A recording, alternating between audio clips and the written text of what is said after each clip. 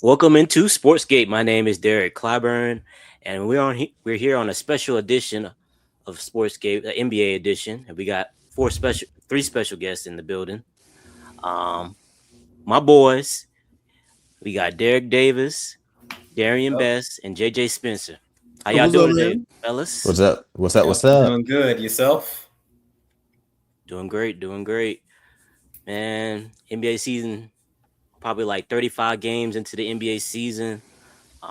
It's been pretty good basketball, other than like the injuries. Yeah, we had a ton of injuries so far, so that Yeah. hasn't been necessarily good. But the basketball pretty much has been good. There's been some good games. Teams separating each from the pack. OKC had that crazy run when they were like 24 and run to start the season. Then the Spurs played them like three times and like beat them all three times. So that was crazy. And a lot of different things going on, but we had some surprise teams, some teams disappointing, all types of stuff. But when we get started, what's been some of y'all takeaways from the early season so far? Darren, we'll start with you. What you seen so far this season? Honestly, man, like you said with OKC, We've really been rolling, and they've I think the Spurs may have figured out how to play against them. Just holding it down till Darian gets back. They figured out how to play against them. They, you know how the Thunder, they always, not always, but the foul baiting and the this and the that. It kind of like intimidates the other team. It just kind of brings the wins out they sails. Free throws are kind of like a good run game in football. It just slows the game down, get some easy points to get some momentum going and stuff. So the Spurs didn't let them get to that. So they had to play them straight up. And whenever you have to play straight up against Wemby, you can go bucket for bucket with a whole team if you need to. So that's what I'm enjoying, starting to see that teams are starting to figure out how to play against the best teams in the league. It's not like just one team going to dominate the whole season. It's like they're really trying to compete out there. So stuff like that, the rookie class has been, doing a thing to a level I've never seen in my life, as an adult at least. So we got young dudes hooping, we got old dudes hooping. Man, it's been a lot of good hoops so far this season. That's what I'm very appreciative as an NBA fan for the league parity in air quotes. They really been hooping out there. Yeah. Yeah, definitely. Go ahead. Yeah. In regards to the Oklahoma City and Spurs games, especially with Wemby playing limited minutes since he's came back from his injury, it kind of makes their performance a lot more impressive. I know, even though Wemby's only been playing like 20, maybe like mid 20 minutes since he's been back, right? Yeah, his impact really is like 25 minutes, 25 to 30 minutes. Yeah, his impact has still been felt. But seeing players like De'Aaron Fox, I feel like no one's necessarily surprised that he's playing at this level. Like what JJ was talking earlier with how the rookies are performing. Dylan Harper, even though he's kind of playing a limited role, which I think he's a better player as far as like stats wise. But since he's on the Spurs, he just isn't going to. We're not going to see the production on the sheets. And Stephon Castle's been probably one of like the top 5 like one-on-one perimeter defenders this year, if I'm being honest. Yeah. And that, definitely is something that you would need going up against SGA. But like I said, they just have a bunch of guards in total, like Devin Vassell, like I said, Castle, Harper, Fox, and they're all big. So that really is kind of OKC's like true weakness, is like outside of Chet and Hartenstein, they're a pretty small team. Yeah. I think what I've seen from I guess the Spurs when it came to like OKC, it's just like OKC when they play, they try to make everything difficult for the opposing offense. Like they try to like be physical with them. They try to up their ball pressure, like pressure them full court, make them uncomfortable. Like they got like active hands like in the passing lanes and try to be like make it like muck up the game kind of thing. And like with the Spurs, they have like big guards like Stephon Castle and De'Aaron Fox, Dylan Harper, like they're bigger guards, so you can't like push them around like you can like other teams. And then Wemby, he's just like a unicorn, so you can't really defend him. And everybody else is like strong too, so they're strong with the ball, and they're not afraid to be pushed around because they say, "Oh, we're gonna match their physicality."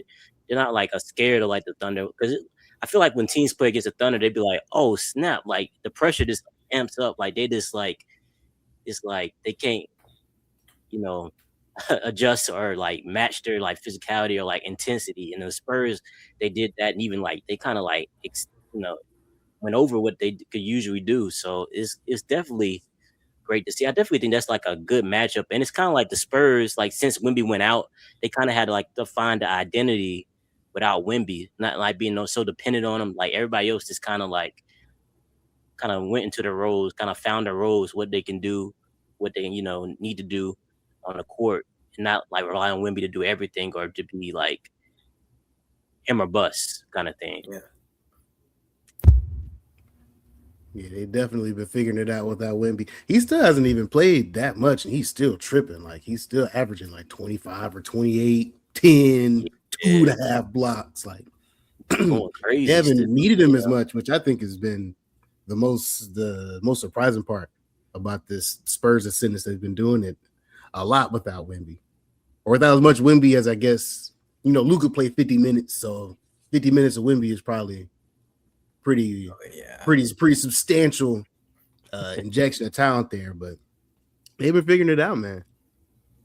Definitely. I mean, I think they went, what was it, 9-3 without Wemby when he was out, like something kind of crazy like that. And like now they're like number 2 in the West, so it's like crazy to think. I don't think anybody thought they was gonna be this like already 2 in the West like this early in the season, even though it's still early. Like things can change because the West is so like bundled up, kind of tight in the race with everybody records being pretty similar. But them being like, you kind of thought like they would be like in the play-in, maybe they get to like 7, maybe 6. Same thing. I was thinking 6 or 7. Well, another thing about it is the Western teams. There are some that are way worse than I anticipated, so that's allowed them to kind of creep up a few extra spots. Like the Kings have been awful. Who else is out there that's not playing very well? The Pelicans aren't playing as well as I thought. They're like, do they even have 10 wins yet? I don't think they do. So Pelicans, I don't think so. Nah. Yeah, there's been some teams they've been able to leapfrog just because they've just stayed solid. Let me see here.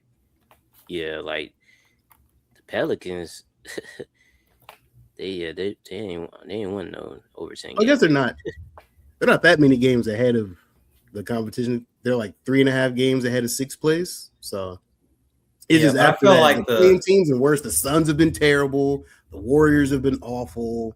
The Grizzlies have been worse than we probably thought they would be. The Clippers been bad. Yeah, honestly, I think the Suns have been better than anticipated. They've been better than what I thought. Yeah, definitely. Like because we kind of thought they was gonna be like a bottom feeder team, really, because they really didn't have a point guard. They got rid of everybody. Devin Booker's really the only like elite scorer they got, or like guy that can get everybody like a shot type of thing. And Jalen Green hasn't really even played. Like I don't think he's played probably 3 or 4 games this year. Yeah, not many for sure. And if anything, Devin Booker has been the one who's been underperforming this year. So you can make the case that they should have an even better record right now. Yeah. But I guess Mark Williams has helped them out a lot too. Yeah. But you could also say that could be equated by, Dylan Brooks is kind of playing out of his mind right now. And I don't think he's going to continue playing like this the whole season. But he plays with a lot of confidence though. So I'm not gonna dismiss it altogether. And Colin Gillespie's been Colin his heart. I didn't even know who that guy is. He's been everything for him. Boy. Yeah, I was gonna say. Go ahead. No, I was gonna say even like with Dylan Brooks, man. Like, been watching him playing. Like, you can see how much he's impacting the Suns alone. But it's kind of crazy how like, how like him being in different systems, because he's used to come from the Grizzlies.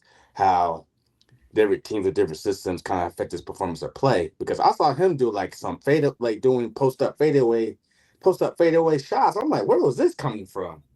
I was like, who does this man think he is? But like, all jokes aside, like it's just been kind of, dope and see how his impact is showing when you place him in the right system and playing with that confidence as well. Yeah, because I think he's averaging like a career high, like 21 points and like 50% from the field. Like I know, like in the playoffs, like when the Lakers were facing him, I think he was like under 40% when he like from the field. So like people just letting him shoot, like leaving him wide open. He was missing shots. Like now you can't do that. I mean, Right. he's making the shots. I mean, he looks confident out there on the court. I think like the coaching staff was pretty much empowered him and like gave him some confidence in what he can do. And if let him go out there and do his thing, because like Phoenix Suns also, when you play them, it's not like an easy game either. Like you think it'll be like an easy game because really they don't got like a lot of good players. They got like mediocre, average players, a lot of them, and then like Devin Booker. But like they the one thing about them is they play you full court. Like they pressure you full court. They make you work for everything, and then like they play hard. People rebounding, get out the loose balls. I mean, Dylan Brooks is gonna talk his trash and do like things to like kind of like in a Draymond type of way, like just to distract you and get you out, get you outside of your game, play outside your game. Yeah. But who would you say has been your favorite team to watch like this season so far?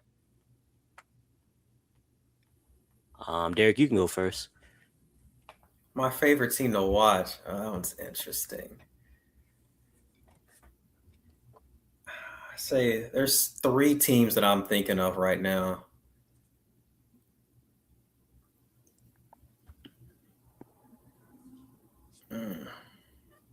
Team or individual? Mm-mm. I'm going to say the Spurs. Yeah, my other 2 were either the 76ers, just because I really like the way Tyrese Maxey's looked this year. And I mean, VJ Edcombe started the season off pretty hot. He's cooled off, but I still like the ascension Maxey's been going upon.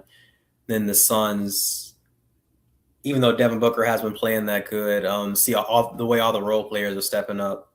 And plus, like I said, Dylan Brooks is just a very entertaining player to me. He's a very funny dude. But like I said, in regards to the Spurs, I know Wemby's been talking about Spurs play perfect basketball. I'm not gonna go that far. Or like he said that they play like, oh, this is the right brand of basketball.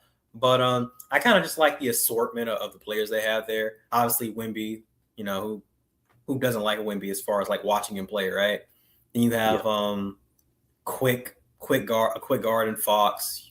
You have more currently a defensive minded player in Stephon Castle, Devin Vassell, who's kind of been like a sniper for them.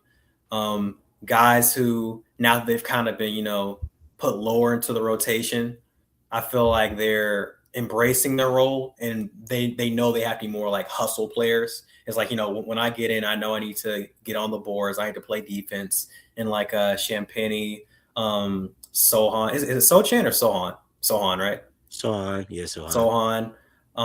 Even Luke Cornett, even though his position, I guess, has been a little more stable. And like I said, Harper, who once again, this is something. I know this is something we were supposed to talk about later, so I'm just gonna hold off on that actually. Okay. Let's see. JJ, what about you? Who's been your favorite team to watch so far this season? The New Orleans Pelicans have been my team, my watch of the year. And let me tell you why. There is some special talent out there, man. I'm telling you. They lose every single game, but them joints be close. And it's just so much fun when you have a big, slow, crafty center. They haven't even started letting Derek Queen bring the ball up, but he's hit some crazy shots. He's been doing some nutty stuff out there. And then he could just throw a lob to Zion. And then they collapse on the paint. They kick out the pool. He breaks a 3, but it's okay because they get the board. And then they break another 3. But it's just so much fun to watch. They're definitely my favorite team. Besides the Pelicans, I've just been watching all the O-heads. So I've been making sure I watch every LeBron KD matchup, KD Westbrook matchup. I've been trying to check out the Nuggets from here to there as I'm breaking my wall down on my Jokic hate. but I haven't been able to like watch any team more than the Pelicans. While they're actually the worst team in the West. Awesome, but yeah, it's I always like watching weird stuff, like when teams are able to just kind of throw some. Like they're talented, they just don't have like. There's a lot of things in flux. Like Trey Murphy's trying to break out. You got number one pick Zion. You got Jordan Poole coming back from an injury. DeJounte Murray's not back. Sadiq Bey is scoring like 20 points a game. Like there's some interesting stuff going on there that I can appreciate. And I'm trying to like I watched a lot more Rockets games, and I guess it's probably my second most watched team, just because I've been trying to figure out what Katie's trying to do out there.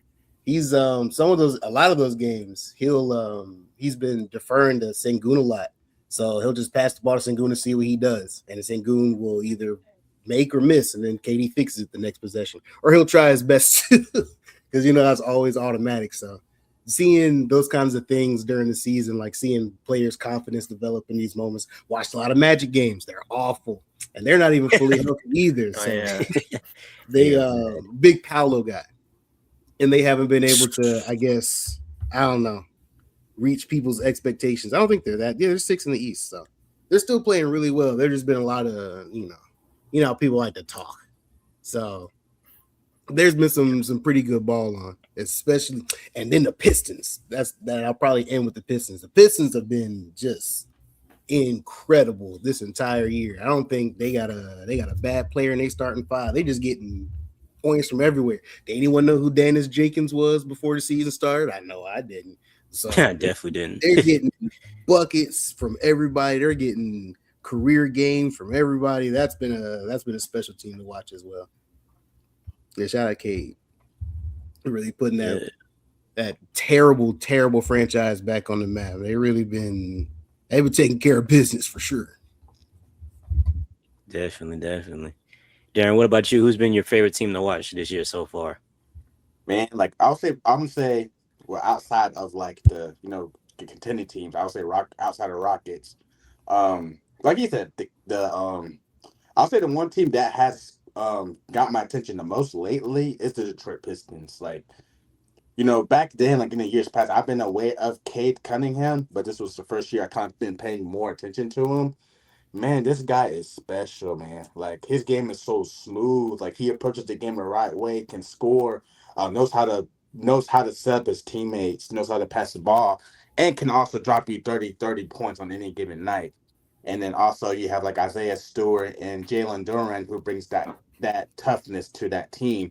And they're that one team that like they're not gonna just bow down to anybody. Like you're gonna have to go in there to their home court and work for them to get a win. They're not just gonna get blown out and just cave in. Like they know how to fight every single night, and that's one team that I would say like it's been awesome to watch them kind of take that leap to that next step as far as where they're at in the season.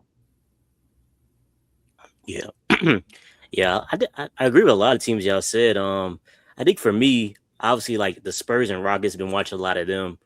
I said when after that first game Wemby had against the Mavericks, like everybody saw that game. That was like the first game of the season that he played in. Like I was just like, I gotta watch every Wemby game because like this dude, he doing stuff we ain't never seen before. So it's like, a dude crossing up dudes, like doing step backs. I mean, he's just dunking on everybody. Is just ridiculous what he's been doing. The Rockets, obviously, with KD, seeing how he, fits in with the team and how, good their offense can be with him, because like, last year that was their like Achilles heel. They couldn't score like in the half court. They were great defensively, but they couldn't really score. So him bringing light to that team, I think he's done like he's helped out like even Amin Thompson and like Jabari Smith, like their games get better as far as offensively being able to work with them a little bit. You see them like use some of the moves, like new moves that you never seen them do before. Like just seeing them be more confident with their mid range shot, getting to the to the basket, and then just him being out there as a threat, it just opens up the floor for everybody. Sengun's been playing way better. I think he's been more efficient at least because doesn't have to take as many tough shots as he did. Like I feel like last year they was giving it to him like at the end of the shot clock a lot. He would just have to throw up something crazy, where it be from the 3-point line or like mid range or whatever. He just throw up tough shots and he would miss them a lot. So his percentage would be down. But just like seeing everybody being able to flourish, and then like Reed Shepherd, the way he's been playing. I mean, he's been a revelation for him, like hitting shots, and then he's like been better defensively than I guess people thought. But he's like, because he's very disruptive, like in the passing lanes. Like he has like good hands. He gets gets active with his hands, like deflections and different things like that. But definitely just watching them, because you want to see like what teams can compete with OKC, because you don't want it to be a foregone conclusion that OKC is gonna win the championship again. So I've definitely been keep my eye on those teams. As far as like other teams that I guess like aren't contenders, like the Hornets, they're fun to watch. Like, I mean, because they get up and down.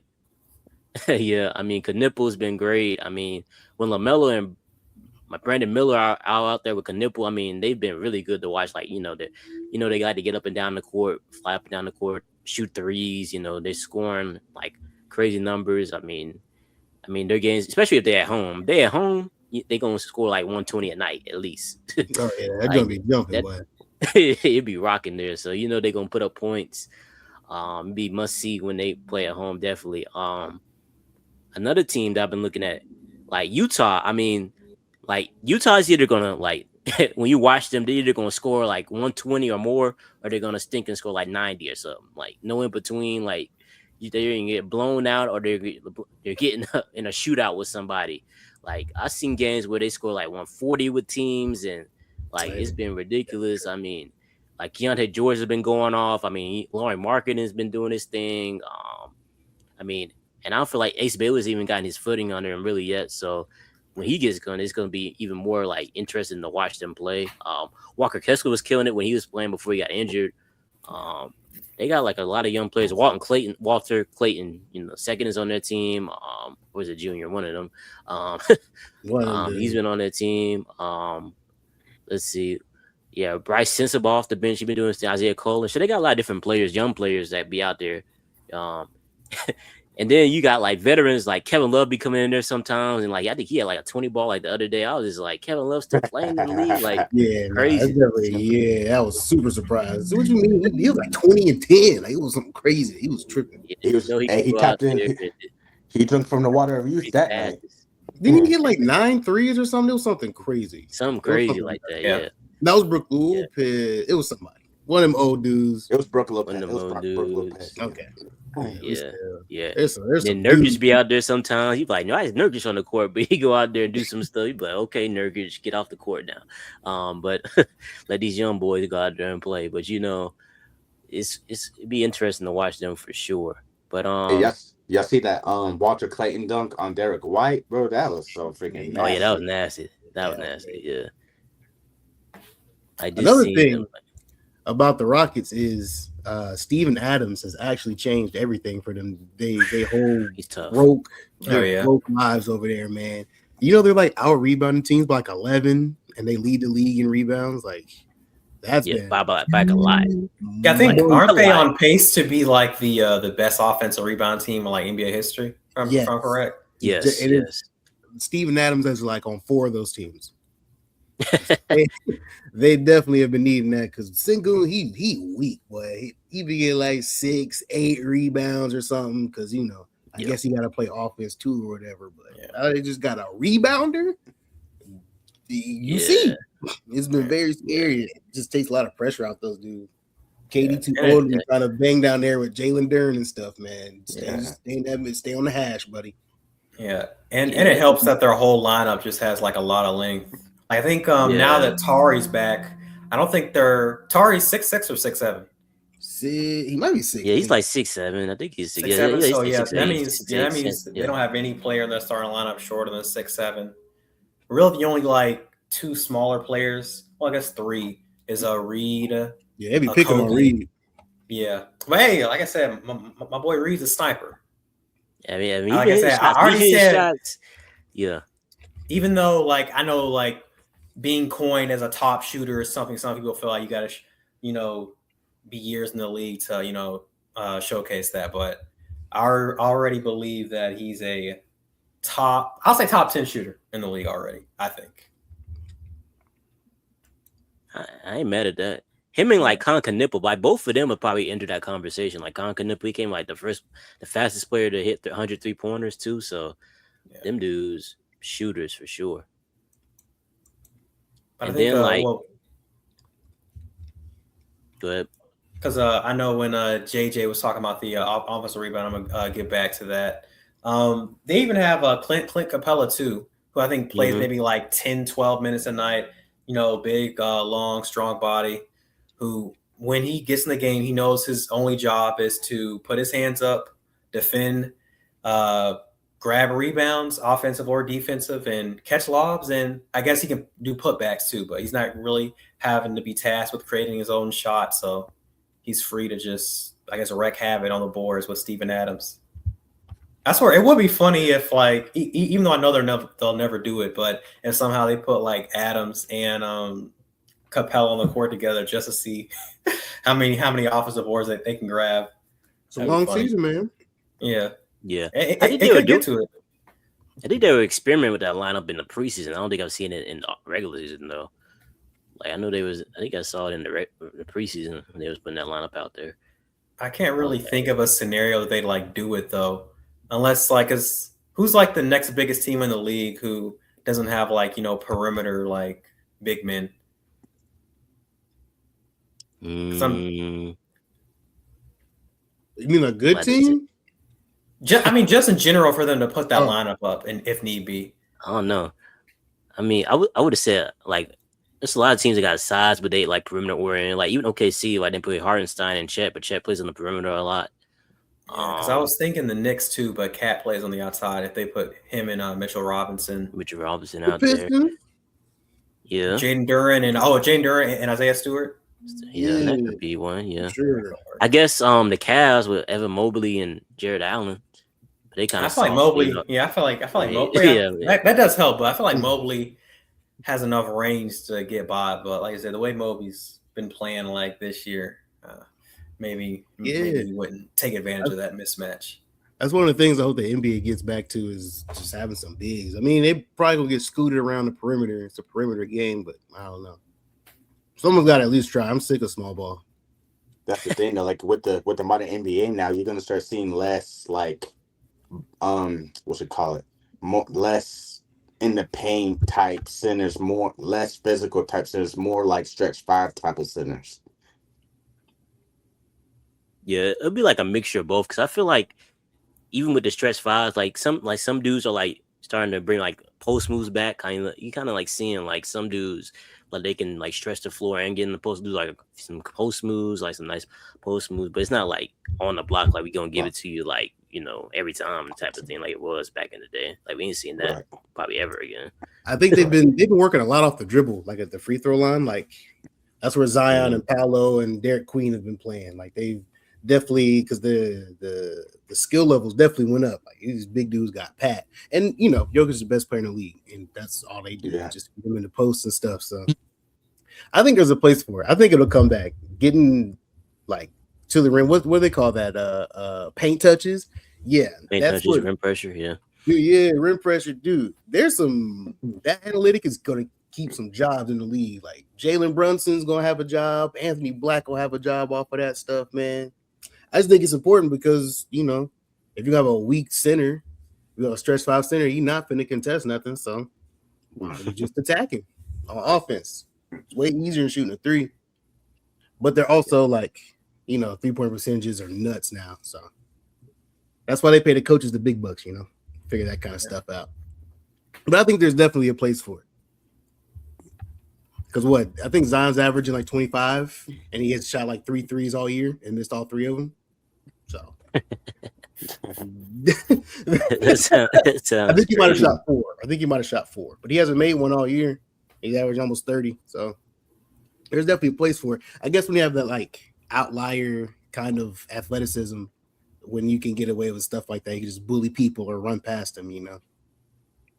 That's why I like Derek Queen guys, because he's not faster than nobody. Yeah, he's they're saying he's baby Jokic, right? Well, hey, remains to be seen. Yeah. It remains to be seen. Looking good, looking real good. More like he probably like a baby Sengun more. Oh yeah, Sengun. Like how they had that. Just because, better like, defense than Sengun, I feel like. yeah, I just think because like Derrick Queen can't really shoot, so he can't really put him like Jokic can shoot, so he can't. I mean, can Queen slash though? I haven't seen that much of him. Can he? He's had some pretty nice rim runs. He's not gonna throw his shoulder at nobody, but he's a spin merchant. Definitely got that. What's that badge on 2K? The Dream Shake. He definitely got that joint. Like, he has some nice moves. Like, he's a great passer. Like, he plays like got a great Escalade feel for the game. Escalade. Definitely plays like Escalade. It's a very throwback kind of game. I really like his game. If you know, you know. Yeah, definitely. That's for the ball knowers out there. Man, oh yeah, for sure. We've talked about like our favorite teams, but are there like who's been your favorite players this year? Is there anybody different from who we talked about already, or has anybody else stood out to you, or even like we can talk about players that have disappointed? I know for me personally, seeing Paulo playing the way he's playing has been like terrible. I mean, it's been awful. I think he's averaging like 20 points a game and shooting like 40% from the floor. It's looking bad. Like, it's looking real bad. I think, and then like he's shooting like 20-something% from three. And the crazy part, I think he's shooting like 4 threes a game. I'm like, bro, this don't even take threes. So like, so it's like, bro, you shoot most of your shots near the basket. You need to be at least. So you shouldn't be shooting on 40% from the floor. But he just takes tough shots, like tough mid-range shots, like those, like that don't work. Like his size and like his physical, ability, he should be bullying people getting to the rim and stuff. But he averaged 25 last year, and then like in the playoffs, he played pretty well against the Celtics. So I was like thinking that he was gonna make like another jump, and he just kind of like came in this year, and I don't know what happened with him, but he ain't playing good at all, really. Like, what have y'all seen from him? What have you seen? Anybody know? Pinpoint what do you think the difference is this year? It's a bit of like passiveness because they got that injection of talent. They got all those new guys there, so maybe try to expand his game a little bit. But these last 5 games, he stopped trying to like shoot a whole bunch of threes, and it's been working. It's just I don't know. Sometimes you just get in a habit of doing stuff, and then you're not able to do things that made you great in the first place. However, he's still playing incredibly well. He's had like second most 25 point, 15 rebound triple doubles in the league, like behind Jokic. Like the numbers are there. It's just the percentages aren't great to look at, especially with you have Bron's out, Paolo's been out. A lot of different things with the lineup. You got different players just having better games than they used to. So he's got to defer more. So you can't end up shooting your 25, 23 shots and miss a whole bunch of them. So he definitely got to be more efficient, more aware of what the game needs from him. Because what was that? He had like 29 and 10 the other night. So he didn't shoot, but he shot 1 3.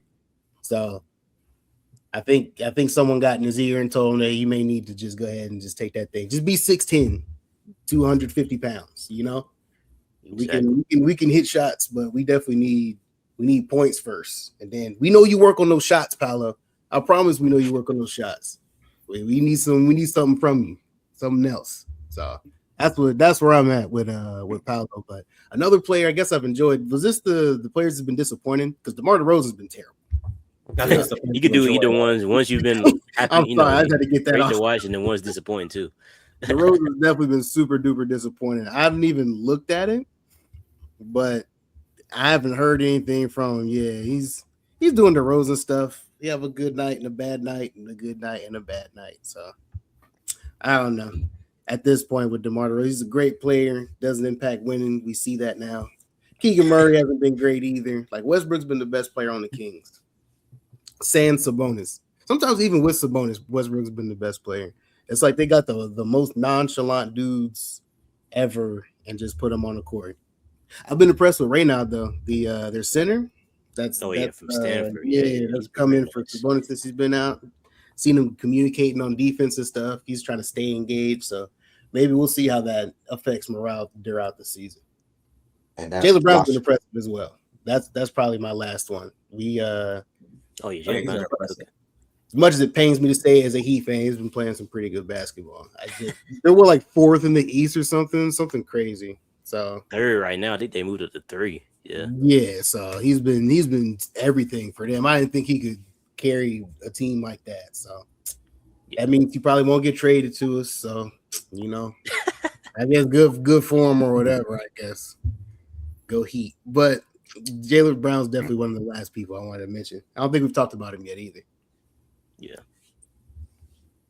I'd say so far for me, 2 of the players, not necessarily falling in the same bucket, but they kind of have a certain play style that I like, and Ant and Jamal Murray, 2 like obviously guards who score the ball a lot, primary ball handlers. This is gonna sound weird because I do like SGA in certain players, but I do like that Ant and Jamal Murray aren't like foul baiters. You know what I mean? Yeah, foul. Yeah. Like certain players are. I feel like they play a more pure form of basketball. It's just obvious because I saw this one. I forgot what team they played. Where Ant, that this one dunk Ant had, but just his athleticism just astounds me. Even though like we've seen it for years already.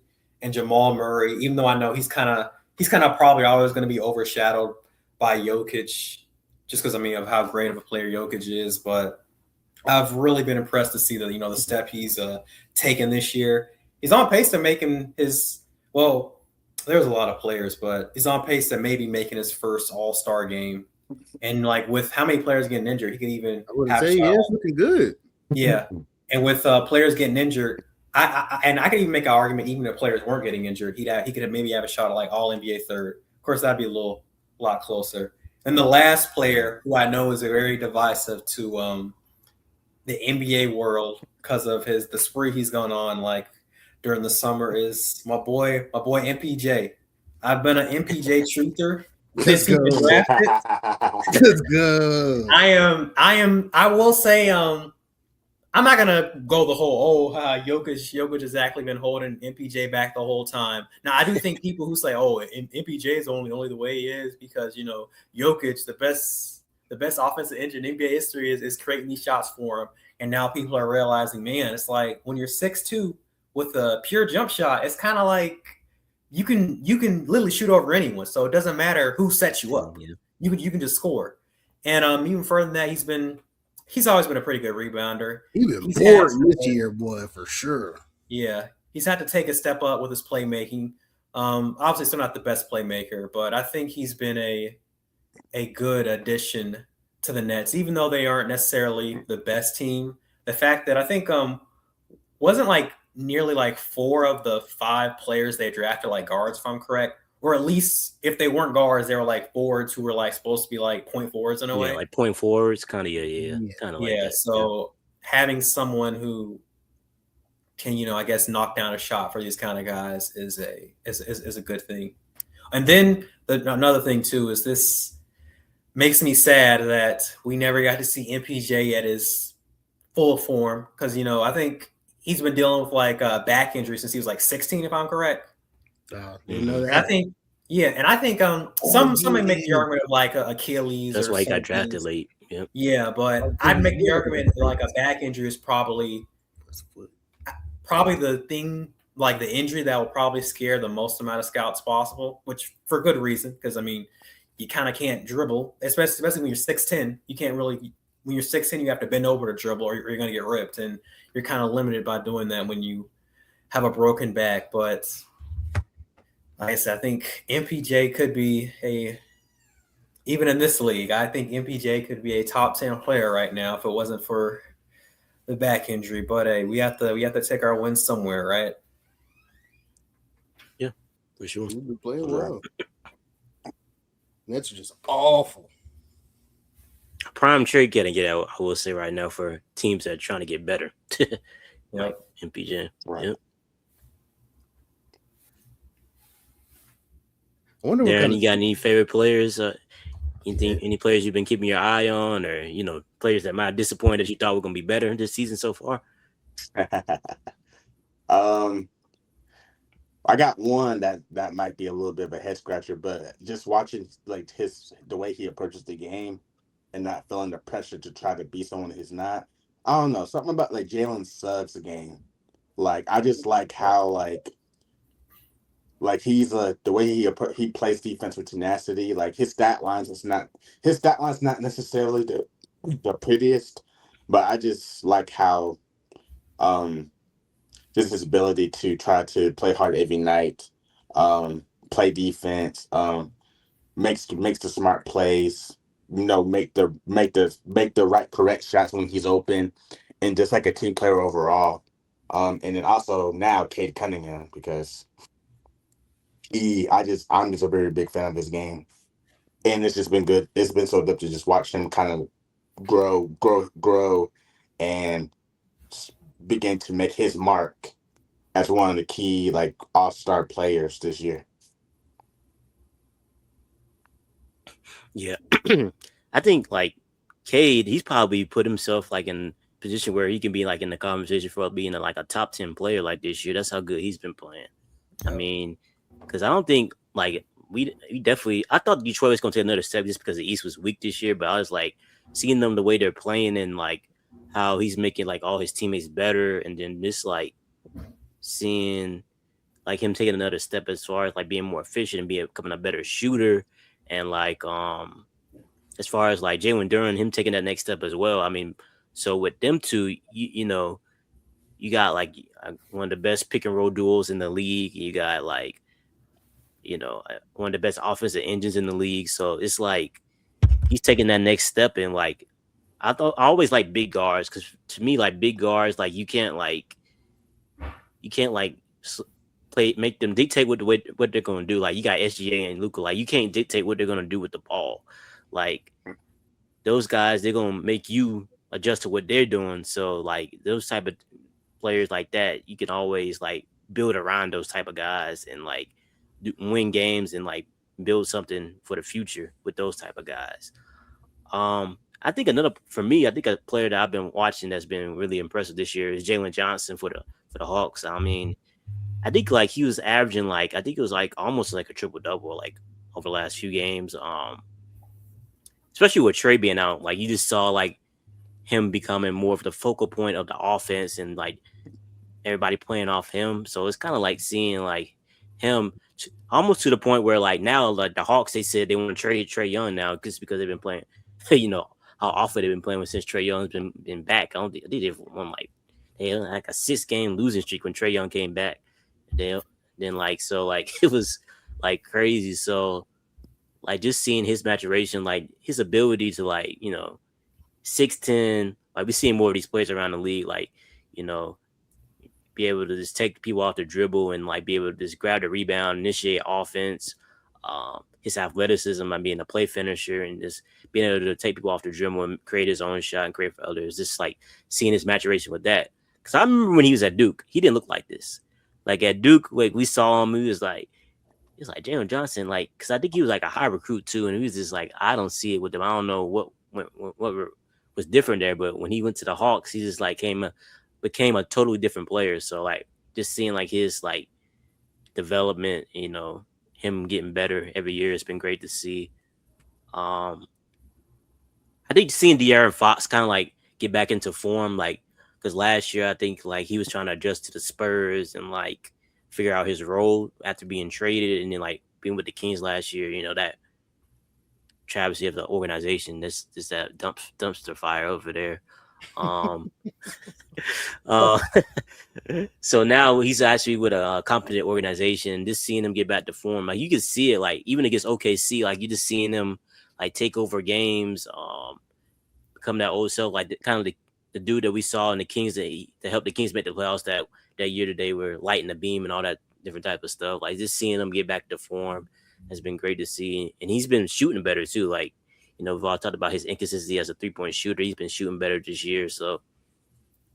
And he hasn't even like developed like true chemistry with Wemby yet, so we'll see how it goes with that and how that continues to develop too. So definitely been cool to see. As far as like big picture type wise, we've kind of like touched on this a little bit already, but Like, who do you guys think are like the true contenders right now? Like, we've seen like teams that have like separated themselves from the rest of the pack. We know teams that are like maybe one move away, maybe like they've taken a step back. But who are you like? Who's the biggest true contenders? Obviously, we got OKC, but who are the other true contenders you see right now? JJ, we can start with you. I don't know, man. I'm looking at these teams, look at these rosters, and I don't know. Like outside of like, our Thunders and Spurs and Pistons and Knicks, I don't know. These teams seem kind of beatable. It's just we're coming to a point where we gotta start having some of these moments where we get the Raptors in the second round, or we start seeing Cade go to a conference final. So it's not going to be someone we're used to. The Sixers, if they can keep Embiid upright all season with those guys that they got, it's definitely it's more open than I think a lot of people are going to give some of these teams credit for. I think people are going to start figuring out the Thunder. They got beat like back-to-back nights. That's something. So they're gonna be licking their chops. These guys are beatable. We've seen the film. We got talent. We may have even more talent. They'll think to themselves. So I don't know. I guess if I had to put a parlay on it, I really like the Pistons, but I don't think they can do it. I'll probably put the Thunder going back to back somehow, whether it be by hook or by crook. I don't know. When we start getting to the free throw game, things get kind of muddy. So if they can play the Thunder and keep their hands clean all game, I think a lot of teams can play with them more than those experts are willing to give them. Because I think a lot of teams match up really well with them. There isn't like, okay, Shea's gonna have 35. Let's see if we can like not get Shea to have 35 and see what that looks like for them. Jet's been playing really well the last like week. I think like 28 the other night. Like they can still go, but they haven't really been entrusted with the keys, with the healthy SGA. So we don't even know what that looks like. They're an SGA injury away from perhaps being mediocre. So Jalen Williams hasn't impressed me at all this season. He hasn't been, lighting the world on fire. Chet is Chet. He's I think he's tied with Wemby for what is it? He's a good rim defender, basically, up there with Wemby. So shot blockers, yeah. They still, and it's they got all those demigods coming off the bench and stuff. Coming in, AJ Mitchell magnet ball. He has 23 and a quarter or something like that. So they got a whole bunch of talent out there. I think they can. I think they can still probably hold their own, but I'm really excited to see how teams start matching up with them now that we've seen them bleed a little bit this season. Yeah, definitely. I think that seeing like OKC like a little bit of vulnerable, like I think that that gives like teams hope. Like they might make a move like going, trade deadline, like come that time, that they might not have made before, just because you see like, man, maybe we can beat this team if we, put the right team around, like, build the right team. So we'll see what happens with that. But Derek, what did you think? Like, who are the like true contenders in the league right now? Like, we know we got OKC and who's obvious, but who are the other true contenders you think? True contenders. I know Jokic just got injured, so that may kind of hurt their seeding and like make their path to the finals a little more difficult. But I still like the Nuggets. Let's see. Spurs have impressed me, but I still got to see like them in an actual playoff series for me to really vouch for them at this current moment. So like the Thunder and the Nuggets would be my only two teams from the West. In the East, I don't think the Pistons. I would let me not say I don't like the way they match up with them, but I just wouldn't like their chances against OKC. And of course, I could be wrong because no one anticipated the Pacers to take OKC to 7 last year. But I actually think the Knicks are the contender out in the East. I just really like the way they've looked.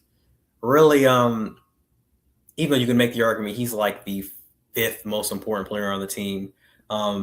Josh Hart stepping up and actually becoming the player he was like 2 years ago has made a big difference, because Josh Hart definitely was underperforming last year. And Brunson is kind of similar in like a D Mitch category, where it's like, I know they're not deemed to the same degree as like Ant or SGA or even like a Luca, but Jalen Brunson and Mitchell have like never had like a bad playoffs like ever. I don't even think they've had like a bad series yet. Didn't they get swept last year? You said what? Didn't they get swept? You said talking about D Mitch? On the Cavs. But that's the thing. But D Mitch went crazy though. That's the thing. D Mitch was going crazy. It's unfortunate for D Mitch. I think it's real unfortunate for him because he got to play with Darius Garland. But I'm right there with you. The Cavs are, I don't know. It seems they forgot how to play basketball or something. Like if Darius Garland hasn't had a good night's rest and 2 meals before the game stretched properly, he's just gonna play terribly. So they definitely ain't been looking great. But I still like their chances too. You're right, Davis. Yeah. But even in the East, like with it being as wide open as it is, like I said, I still do think the Cavs aren't a contender, but I think they're a team that could potentially make a run if they get hot. They just need everyone to get healthy. They need Mobley to stop playing so soft. Garland needs to just, not necessarily a sin, but he just needs to get back to his prior form before the injury. D Mitch just needs to play like he always does, really. And a team who I'm actually like, I'm more so worried about a certain player is, with the East looking so open, I am worried about Tatum coming back because I really don't want him to play this year. And I know, like, I'm hearing that's the plan right now for him to come back. And I know this has been a thing for like the longest, but obviously if they were like 20 and 30 when he was on pace of coming back, he probably wouldn't. You know what I mean? They would just sit him down. Yeah. But with them being the third team in the East right now, I feel like I really hope they don't push him to come back. I mean, I could be wrong, of course, but and even if Tatum comes back, I don't like their chances in comparison to the Knicks. Like I said, I'd even still have more faith in the Cavs if Tatum came back, just because I think the Cavs are gonna, get things together at a certain point. Yeah, Darren, what about you? Who do you think are the true contenders this year, or now during this season right now? Look, y'all hit the head on the nail hit the nail on the coffin for most of them. I think for the East, like I said, more likely the Knicks and second, I'll have to put Detroit. I don't trust any other teams in the East right now that could potentially make that run to come out of the Eastern Conference. The West, outside of OKC, kind of like what Derek said, but I want to say the Spurs, but I want to see how they perform first in the playoff series. So outside of OKC, I would say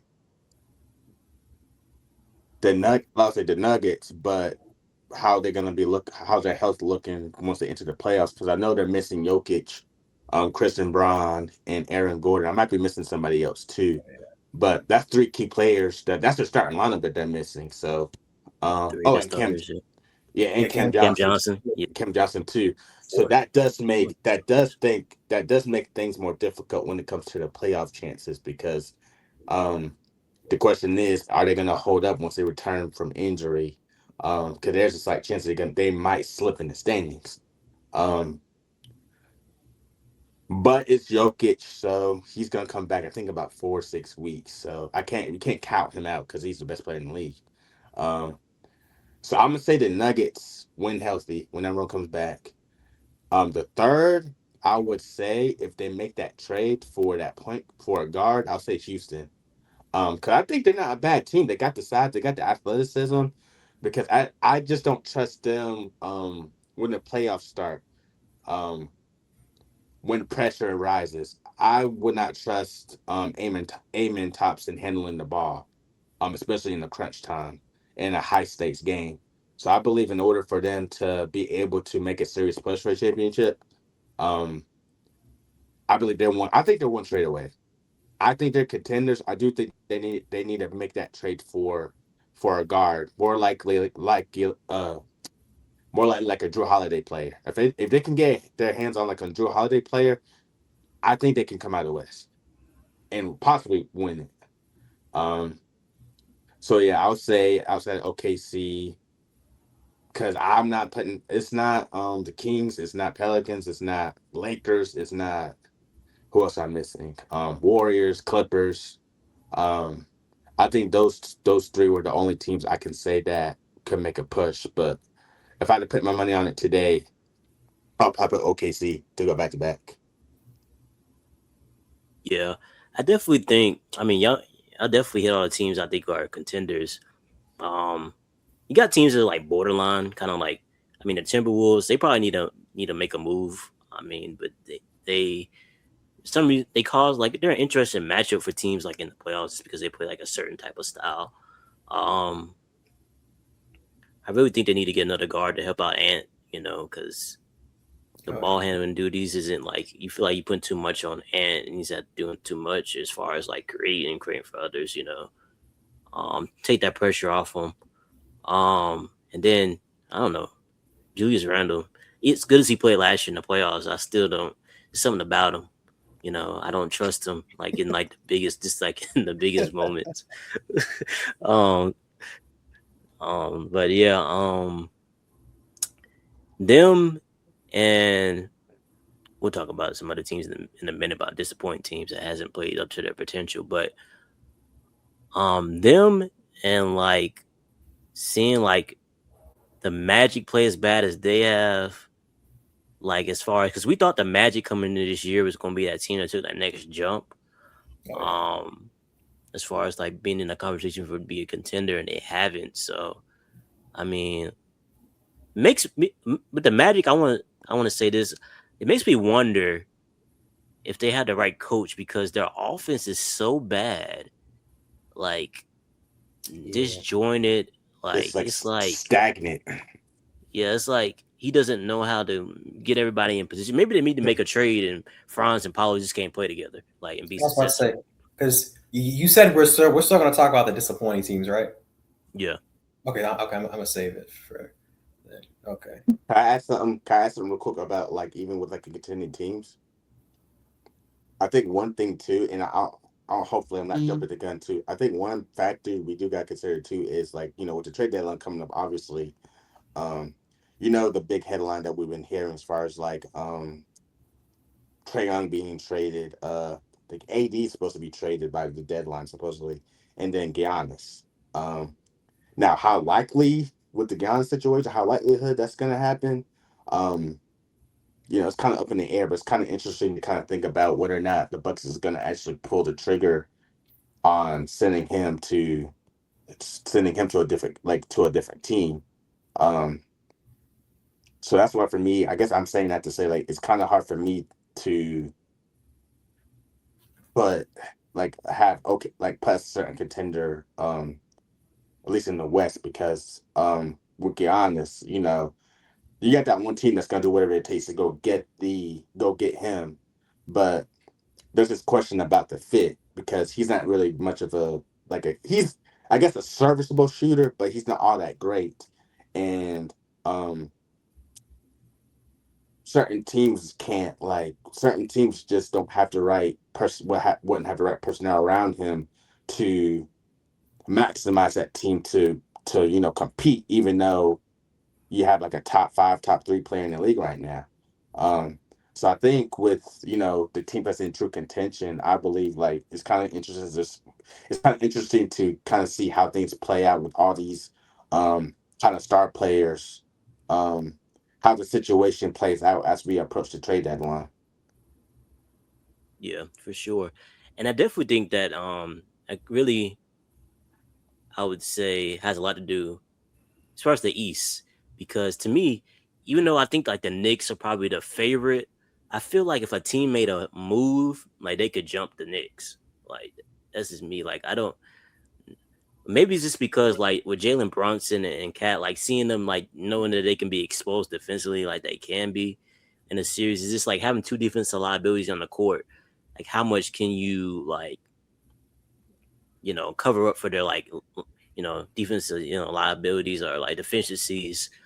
Um, so it's like if a team comes back and just like like the Pacers last year, just seeing the way they beat the Knicks, like just because they could like pick on those matchups. Like if a team make a move like Orlando or like Cleveland or something like that, like they could easily jump them just because they would have like less like issues as far as like their best two players being like defensive, issues. And then like as far as like that, like the East is wide open just because of that.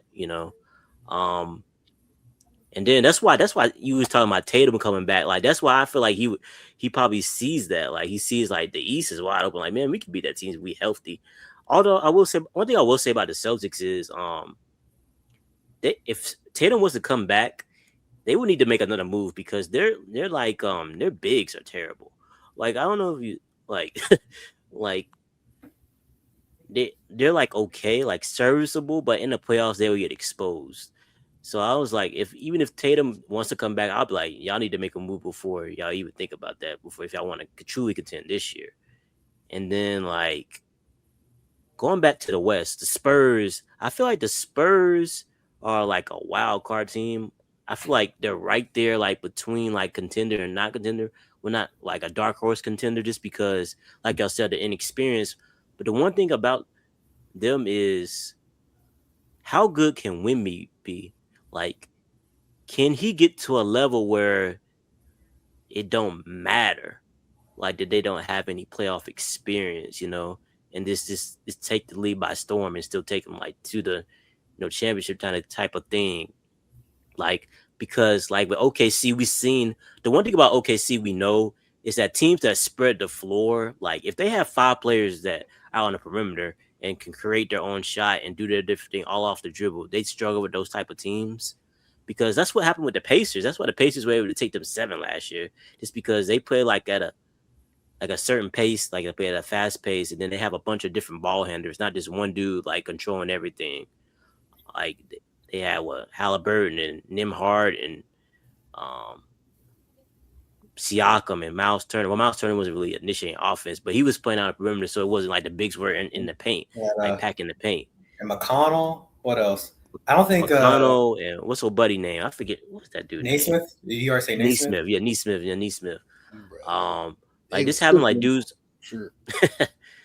Yeah, just like having dudes like that, everybody that can like create their own shot or make a shot or make a play for others. I feel like when you have multiple guys that can do that gives the OKC issues too. So just like seeing teams like to adjust to that, and like of course the Spurs being able to match their intensity and physicality defensively and on the court, that definitely helps with everything. So, but we'll see. But we pretty much all feel like OKC probably should still be the favorite to win the title right now, though, right?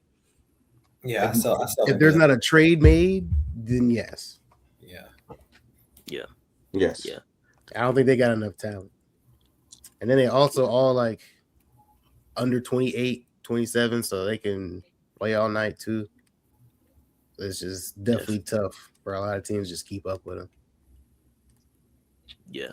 And then they foul baiting the whole time. Like they just that was crazy. Like watching them definitely can squeeze the life out of a team if they don't, because those teams they had to play against in the playoffs, they all had to fight, man. It was a very emotional games. Having, like the whole world against you when you play the Thunder. Say if it ain't broke, don't fix. If it ain't broke, don't fix it. Yeah. I think when you play OKC, you got to have like a certain type of discipline and composure, because they try to, like when they doing that foul bait and stuff, you can get out your game and you can get frustrated and you can be like looking at the refs trying to like say, you don't see this, like see these dudes out here flailing and flopping and all this type of stuff. But then you're letting them get out on a break or something or in transition and they scoring and you still complaining or you're not like hustling back or something. And it's like another thing I would say is like, okay, see the way they play is so like, it's like the refs allow them to play more physical than the other teams. Like when you see them play, it's like they can play physical against like every team, but when the other team tries to play physical, it's okay. See, that's a foul. So I don't know what they gotta do to like change that, change that, or we see. I guess we seen the Spurs like do it. I guess like you gotta match it like at the very beginning of the game, just so the refs can see it, because otherwise OKC is just gonna play that type of physical style and it's gonna take whoever out there outside their game. But the refs definitely allow them to do a lot of different things that other teams can't get away with. So that's something the league might need to look into. Yeah, because you saw, what was it, Chris Finch? I think the Timberwolves coach got threw out. Yeah, really early in the game, kind of like trying to set a tone as far as letting the referees know that they need to call some of these fouls. But I will say, I mean, not to say I necessarily want the NBA to go back to like the early 2000s or like a more physical style of play, but I mean, if they allow the other teams to be as physical as OKC, I have no problem with it. I would love that.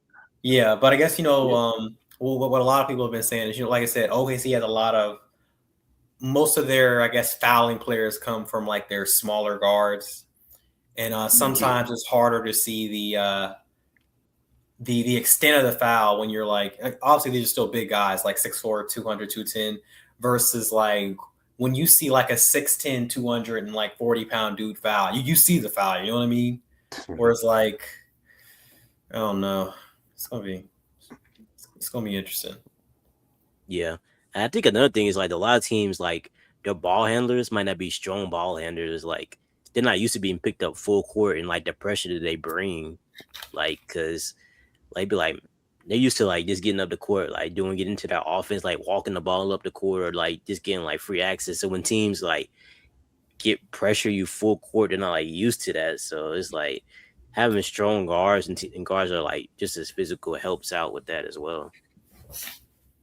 But yeah, we're gonna there's some teams that we've seen this year that have been like that we thought would be contenders, but just have played awful, like god awful. Like you don't understand why.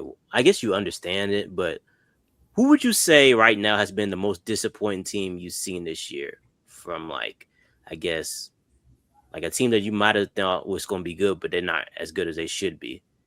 Derek, let's go with you first. Well, let's see. I know we've kind of talked about the Magic, and I kind of mentioned the Cavs earlier, which are two of my three, but always has to be the Clippers. I know they've been on a winning streak the past couple of games, but this is a team who a lot of people saw as a top, when you say top 4, top 5 team in the West, at least. Yeah, people are arguing that. Yeah, I mean, I wouldn't say I didn't see it, but I didn't see it. Me and Darren, we talked about that on the preseason podcast. We were saying we didn't see it. Okay, both, yeah. But even then, like I think they're not even the play-in right now. At least the Magic and Cavs, I think the Magic are like the 6th seed, if I'm correct. The Cavs are in the play-in. The Clippers are like 12 and what? Let me see. Yeah, 12 and 21 or something like that. Yeah, 12. Yeah, the Clippers are 12 and 21, and that's after like the win streak they've kind of gone on recently. Win streak. Yeah, Kawhi has been playing good though, so I have to give him that at least. And Harden was holding down the fort when Kawhi was, being Kawhi. But they were winning games. Like I said, yeah, they're just an old team. So I guess the oldest team in NBA history too. Yeah. So like they're kind of in a situation where like they obviously were just, the only thing they were looking for was to contend and try to win a championship. Can't really pull this is a developmental year, And even further, like I know how people were in disarray when it looked like the Clippers were going to be sorry the whole season, which I think the Clippers. Well, you guys think the Clippers could maybe pull up to like a even record maybe by the end of the season? For sure. Yeah, they can get like the play-in. It'd be close. Yeah. For sure. But because they went on the win streak without Zubac, I don't even know how good they are. Yeah, Zubac's been injured too. Yep. Yeah. So, but especially the fact that they have this currently, they're so on pace to have a lottery pick, and that is going to none other than OKC. So I mean, they're kind of losing. Yeah, they're kind of losing out in like every way. Like even if they were to like fall off for the rest of the season, they wouldn't get to have the fruits of their labor. So, but Yeah. What other teams you say have been disappointing like this year, Darren? What you think? There's one I really wanted to say, but I'm gonna say that. Um, I would say the Atlanta Hawks won. I'll list a couple. I'll say Atlanta Hawks, um, Philadelphia 76ers, and then the Los Angeles Lakers. Um, just for the simple fact that like with the 76ers, like we've been hearing nothing about like trust the process for all these years, right? But like it's like the same approach every year where um they might have one good run, one good like great regular season, 48 to 50 wins, whatever, get like a top three, top four, top five, see whatever, all for that just to get eliminated early, first or second round exits, right? So the thing is, it's kind of like, okay, you're saying you trust the process, you're trying to build something. It's like, what are y'all building at this point? Like you got Paul George, which is great, but um clearly he's showing signs that he's not that Paul George that he used to be, even going back to now screw Pacers Paul George, even to like when he first went to the Clippers, right? Um it's kind of like one of those things that what are y'all trying to do? Um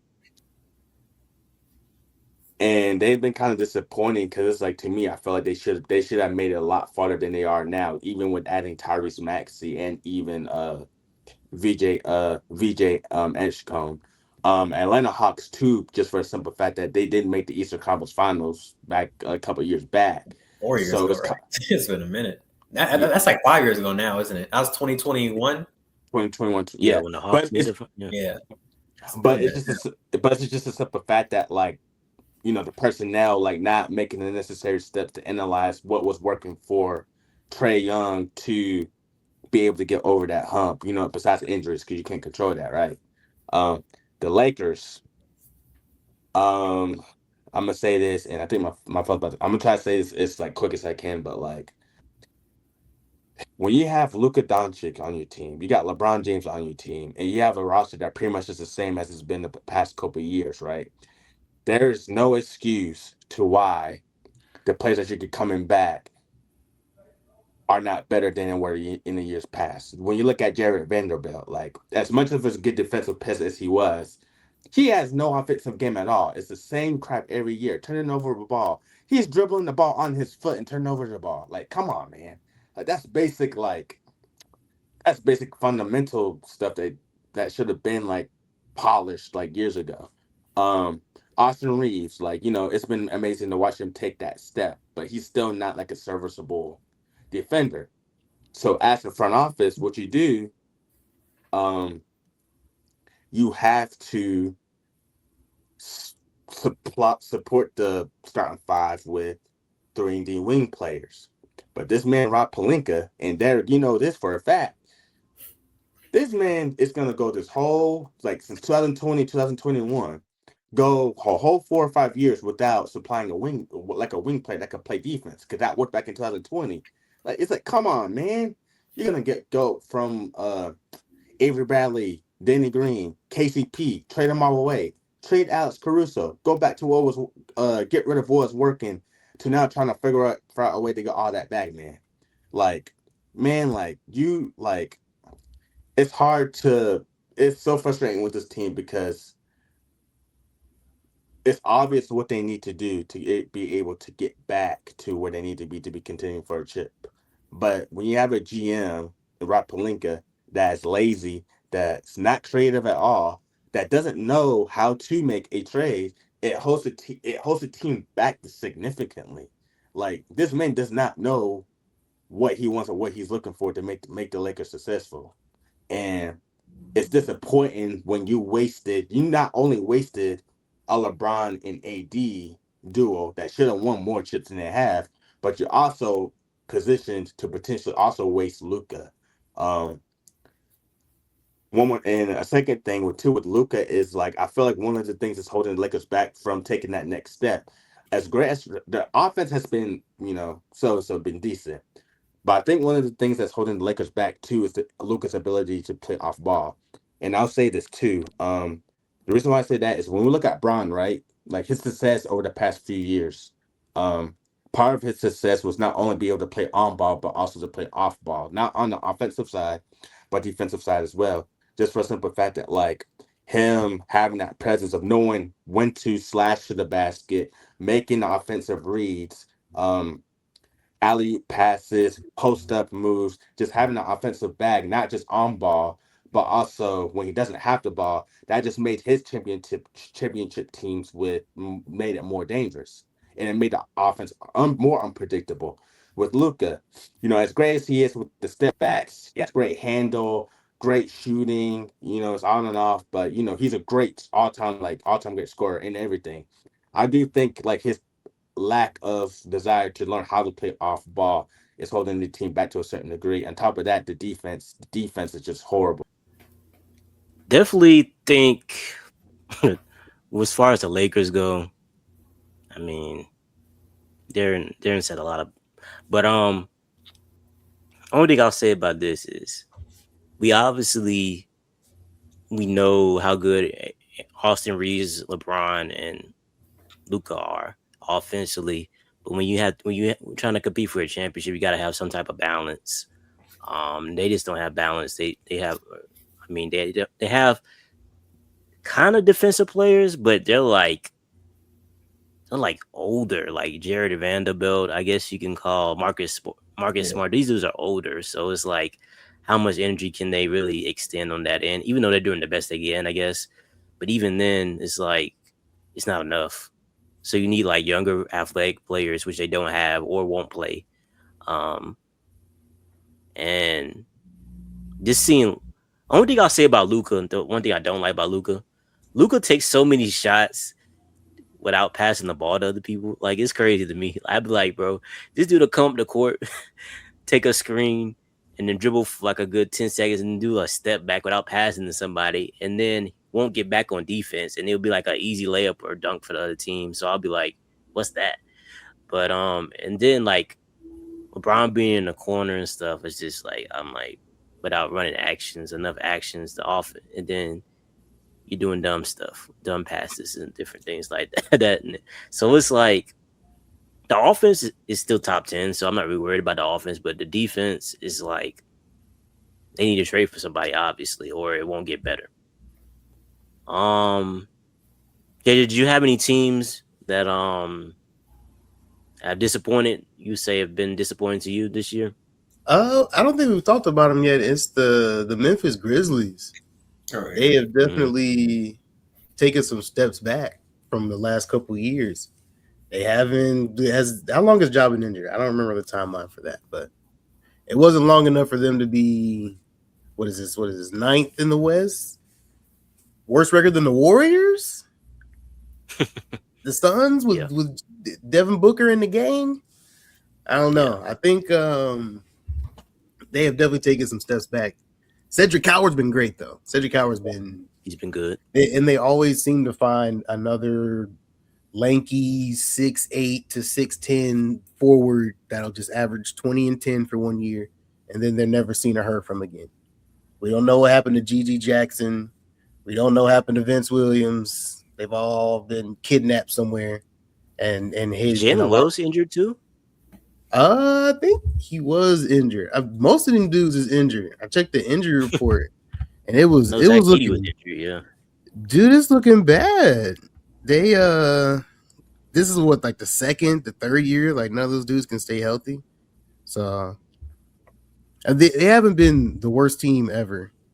Clearly, there are way worse teams out there, but it has been a bit disappointing. The Timberwolves, I guess, the West really did get a lot better. I mean, as much as we just talked about the Lakers, they're still fifth in the West. Like it's things could be a lot worse, and not have Luka Doncic and Austin Reeves to score 40 for you every game. I mean, I guess we're talking with like a playoff championship in mind, right? So yeah, it works in the regular season. You score 40, I score 40, LeBron scored 25. that can win you some games. It wins you a lot of games if you can do it well enough. So I think the teams that are under that fifth spot, they best play. It's just one really good player, and they don't have any crazy supporting cast. Like the Suns are seventh, the and the sixth. I don't know if you want to count Julius Randle as some transcendental help. Correct me if I'm wrong. And then the Warriors is just Steph and Jimmy Butler from time to time, and then it's just Ja, and then you got the Trailblazers and everybody else. So I think if we look at the East, they at least have two players that can at least get you 20 to 25 at your beck and call. And I guess the Nuggets will fall here soon. But it's definitely a help thing. I think the power of friendship doesn't really work as well as we hope it does, or hope it did, because teams are just getting more and more talented through the draft. They're getting more talent traded to them, so I think the Grizzlies could probably, I don't even know what the Grizzlies could do, because I don't know if Ja's even tradable at this point. Jaren Jackson doesn't block any shots. I don't know what you could even begin to do. You just got to hope it works out.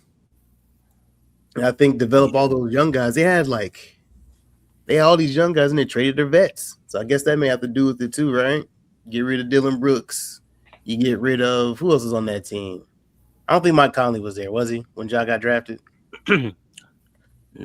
I don't believe so. Desmond Bain, they got rid of Desmond Bain too. Yeah, he and wasn't then they get rid of Desmond Bain. So I guess it was to be, we should have saw this coming, but I didn't think it would be this bad. Yeah. I thought that would play a lot better.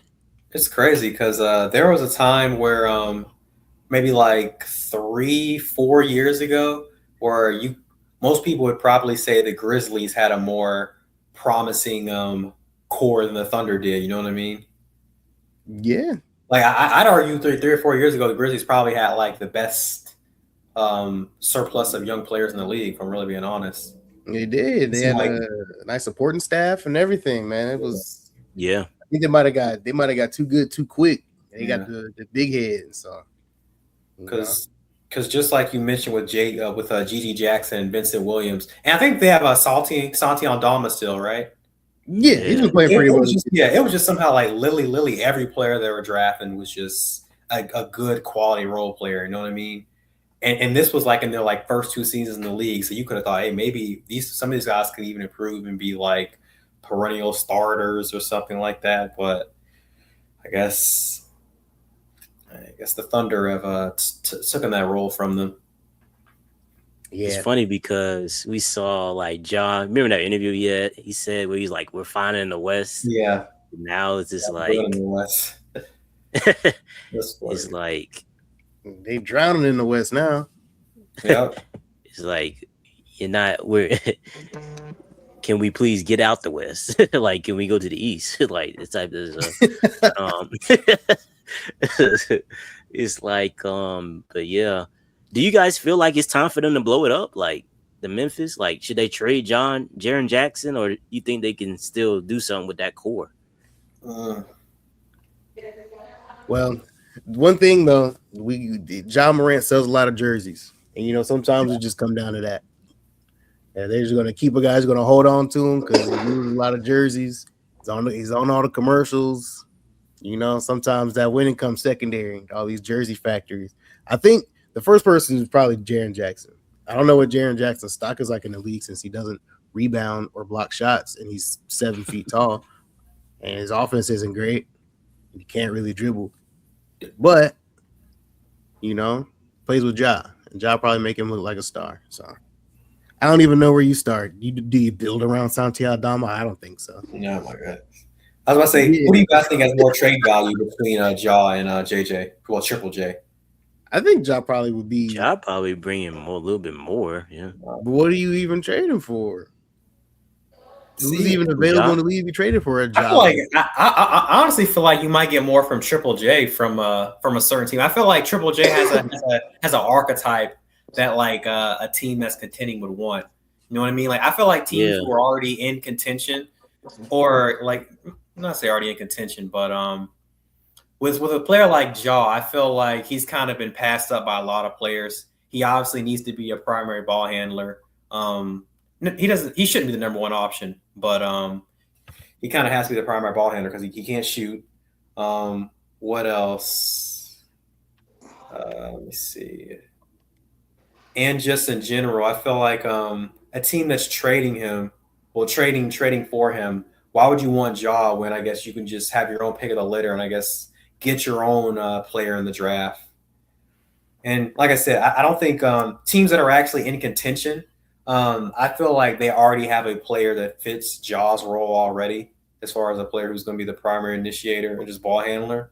Whereas I think Jaren Jackson is a player who, for the longest time, people always say, oh, a 6'10", 6'9" guy who can defend and shoot the three and, rebound, stuff like that. I just feel like even though I still think Ja probably has the higher ceiling between the two, but I feel like Triple J is kind of more coded to work with other teams. You know what I mean? Yeah.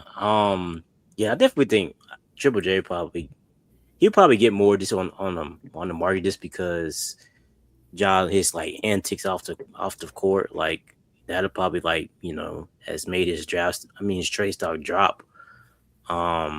But as far as like teams, like I feel like if he got traded somewhere else, it just probably put a battery in his back that he just needs to like, and he would just go crazy wherever else he went, wherever team he went to next. So definitely interesting. I think the two teams that we didn't mention as far as like disappointing teams, I would say the Golden State Warriors. I don't know how good y'all thought the Golden State Warriors were going to be this year, but I'm not surprised with the way they're I'm playing. not surprised at all. I knew they were gonna be cans. Well, I definitely didn't think. Well, what? The thing is, I'm surprised because like even with and it might have just been in the momentum of the fact that they made that trade to deadline for Jimmy Butler. I'm just kind of surprised, like the same core that made that push towards the end of the season now is like barely like touching like sub 500. Yeah, I think for them, it's not that I thought they was gonna be one of these contenders. I just thought that they would look better than they look. They look lifeless like most nights. Like they just look like sometimes they just come out and look old, which they are. But it's like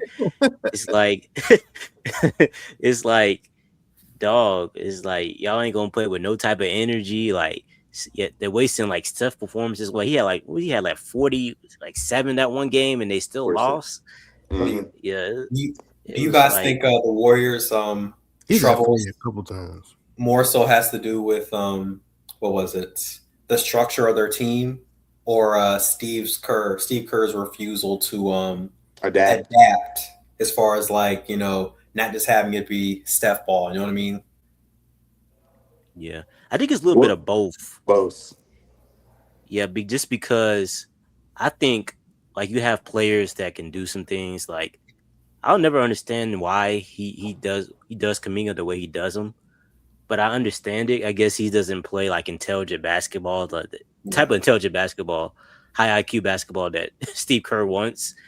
But it's like, bro, you need energy. You need dudes that can do stuff on their own. Why not put them out there when Draymond's not going to shoot, or like Jimmy Butler's in one of those games where he doesn't want to shoot either. So you got two dudes who don't want to shoot, and then it's like some other dudes out there bricking, like Gary Payton the second or somebody. Like you got to play those guys like Moses Moody and like Kaminga more, just because they bring energy and like some type of juice to the team. And Steph can play off anybody. Like he gonna get his shots, and like the gravity is gonna help anybody on the court. But they got to play that same type of basketball they've been playing for years, which doesn't work anymore just because you don't have the personnel. Like you don't have KD, you don't have Clay anymore, so it's not like you can play that type of offense you were playing back in the day.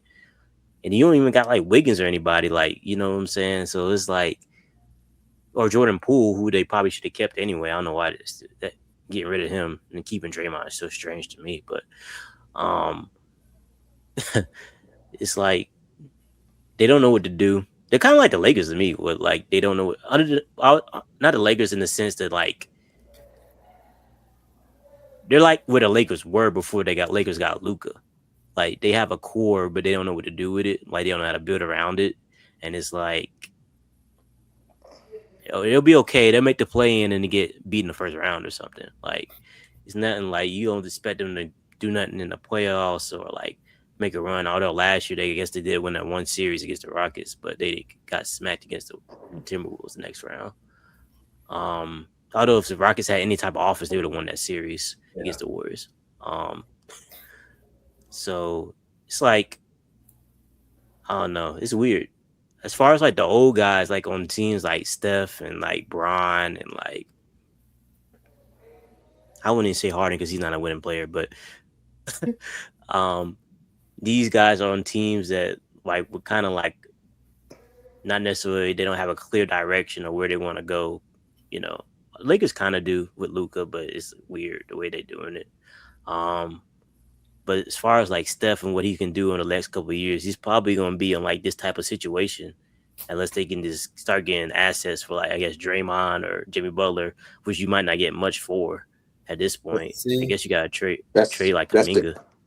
That's the issue though. I think they actually made it known that they don't want to trade Draymond and Jimmy Butler, and that's just gonna make it hard for them to get the assets and get the players they need to. I mean, contention is one thing, but at least try to help Steph at least be competitive. Well, I think. Well, I know they've been saying they're probably not going to trade Steph, Draymond, or Jimmy, but I feel like they maybe would be willing to trade Jimmy. But this kind of reminds me of something of what Warriors old GM was his name, Bob Myers or what? Yeah, Bob Myers. Yeah, because I remember he even said the reason he left the Warriors was because he knew that when it finally got down to it, he wouldn't have been able to like either trade or not re-sign Clay, Steph, or Draymond when they finally like lost the step. And I feel like I said, it's now Steph is Golden State. He kind of needs to retire there. But I'm kind of curious if, like I said, their reluctance to get rid of Draymond, not even get rid of Draymond, just sit Draymond down, because Draymond is, in my opinion, Draymond is in a position to where, since he is with Steph, he'll always have a role. And you can say, oh, he'll always be the second most, people always say, oh, he's the second most player on the team because Steph's the most important player and he's Steph's partner. He's the second most important, right? But I feel like he just isn't capable of doing that anymore. And outside of that, offensive talent to do that, though, to do what he's and doing. Like I said, he doesn't really have and like he is older, but he doesn't really have the talent to do other things. Like I said, Draymond doesn't space the floor at all, not in the slightest, right? Like I said, he's lost a step. So even if he gets like a 4-on-3 advantage due to Steph drawing a double team, he doesn't have the speed to kind of get down and cause one of the guys to collapse, or just in general, like they just don't they'll deal with Draymond finishing. Whereas beforehand, when he was younger, he actually could finish at the basket, had a little more lift to actually don't make shots. Don't make shots anymore. But like I said, Draymond, I mean, like I said, I don't have an attachment to the Warriors, so I can understand. I like I said, I didn't even trade Steph personally, but because I say, I mean, they're not going to win anything. Like, I'm the same person who said if I was the Lakers, I'd trade LeBron too. Like, I wouldn't care. But I understand that these are kind of guys that you can't trade unless they ask to get traded. You know what I mean? I mean, honestly, if LeBron didn't have that no trade clause, I look, you think he would have been shipped already. Yeah. Well, they drafted his son, so. You said what? They drafted his son, so I don't know. He might be all right. That's true. They might just tolerate him. Well, what's interesting though is that Bronny got team option, so that's something to watch out for. I'm telling you guys, man, they're trying to sell these jerseys. You got to get that revenue. How else are you going to pay him? Just because he hasn't shown he could play in the NBA, so he can't like.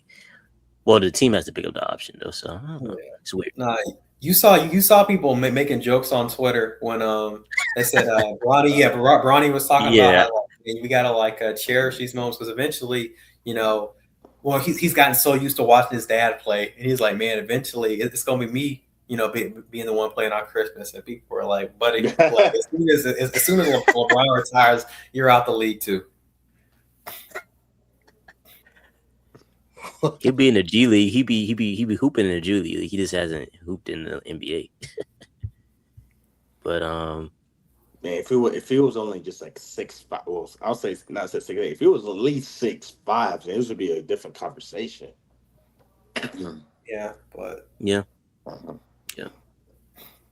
Oh, one stat I did see about Draymond is it says he's averaging more fouls and turnovers than he is made shots. So yeah, that makes sense. That's crazy. So I'm like, yeah, Draymond. I mean, they get straight Draymond, but I think the last team I want to discuss as far as disappointing teams is the Milwaukee Bucks. Obviously, Giannis being out. I mean, you're gonna be sorry without Giannis with those players on the team. But even still, it's like they weren't winning that much with him, and it's like at this point, I'll never understand why Giannis just didn't come out and say he wanted to be traded. Like playing the nice guy, it doesn't get you anywhere, bro. Like just come out and say you want to be traded. This team isn't good, and you're not going anywhere with this team. And it's like, dude, you already brought a chip to Milwaukee already, so you don't really owe them. You don't owe them anything.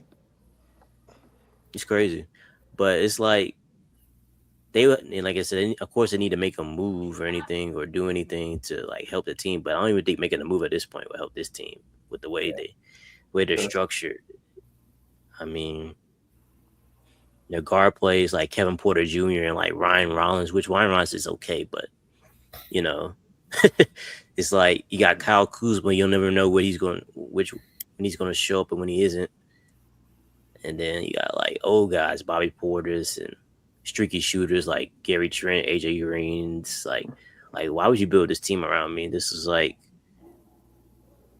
and I guess like, and I don't think people understand like Giannis is like, he's not like the offensive engine that people think. Like he's an offensive engine in himself, but I'm like, as far as like taking the team on his back and pushing it to like the next level, he's not Bron. Like people try to make it out like he's like, Bron, like, oh yeah, watch out for the Bucks because Giannis might take this team to the finals. I was looking at like, who do you think this dude is? Like he's a great player, but he's not like, a carry guy, that type of guy. Yeah. So you don't think he's like LeBron, Jokic, Steph? I personally don't even think he's Harden level either. So I don't know, man. He averaging 30. What else you want from him? Ain't defensive player. They're losing. That's what I'm saying. You got to play. You say, give me some help. They got him Kyle Kuzma and Miles Turner. They got him Lego Boy and Giannis and Kyle Kuzma. They're in the play-in in the East. He's so good. They're 11th seed in the East on the team. In the East, dog. It's not the East fault. Is terrible. And he missed a month. And they're 11th seed. That team is terrible. But like I said, in all honesty, I don't feel bad for Giannis because Giannis is like I don't want to say he's a fake nice guy, but he's trying to play this image of I'm loyal to my team. I don't want to do anything when he's basically doing the same thing. Well, LeBron has been accused of, which I mean, not be accused. He does kind of play la GM, but like Giannis is responsible for nearly all these trades that have happened. He's always dropping like side comments like, you never like, oh, you see yourself staying in Milwaukee. You never know, anything can happen. China, which I mean, it's smart to do to put pressure on your organization to acquire the talent so you can continue winning. But like I said, I was never fooled by their hot start to begin the season. And I will say, I don't know if I necessarily expect them to be this bad. I probably expect them to be like, around 500 this year. Yeah. But yeah, I think Giannis just needs to. Okay, I'm pretty sure you guys can still hear me. Giannis just needs to drop like the whole act and just admit that he just wants to be traded. Like everyone already knows you want to be traded. Like just say it. I'm definitely asking now. You got to be up out of here. Look, man, 7 minutes left to go. Bucks Hornets 102-102. Miles Turner has 1 point. Unbelievable. Hey, I do got to follow. So I do got a follow up question. So, like, with that being said, where do you think would be a good team for Giannis to go? I mean, it's literally only the Miami Heat. Every other team doesn't make any sense, unfortunately. They got what are you willing to give up? What are you willing to give up, JJ, for Giannis? Whatever. It does not matter. They can take whoever they want. I'll be sad to see Khalil go, but they can have. That's Giannis. That's the dude we wanted Ben to be better than. He was never better than for a single second ever in his life. He scored 30 and win DPOY. Who do you want? I'll pack their bags for him. I will buy the ticket. Whatever you need, Giannis. I could see Atlanta too, maybe. Atlanta's a good fit. Obviously the obvious choices, and people say, "Oh, OKC, the Spurs," but I definitely don't see. He's not going to OKC. Yeah, he's not going to OKC. The Spurs, I don't think they're going to do it either. That's really like they could just the only teams with the capital to do it, right? The Rockets could do it, but I don't think it makes sense for them, really. I don't think it really makes sense for the Rockets to do it. The Knicks? The Knicks. People are saying the Knicks can do it. I think it's like they don't have like a lot of assets anymore because they traded all those things for like Mikal Bridges and Anunoby and Cat. So I'm more so trying to think of teams where trade Cat straight up for Giannis.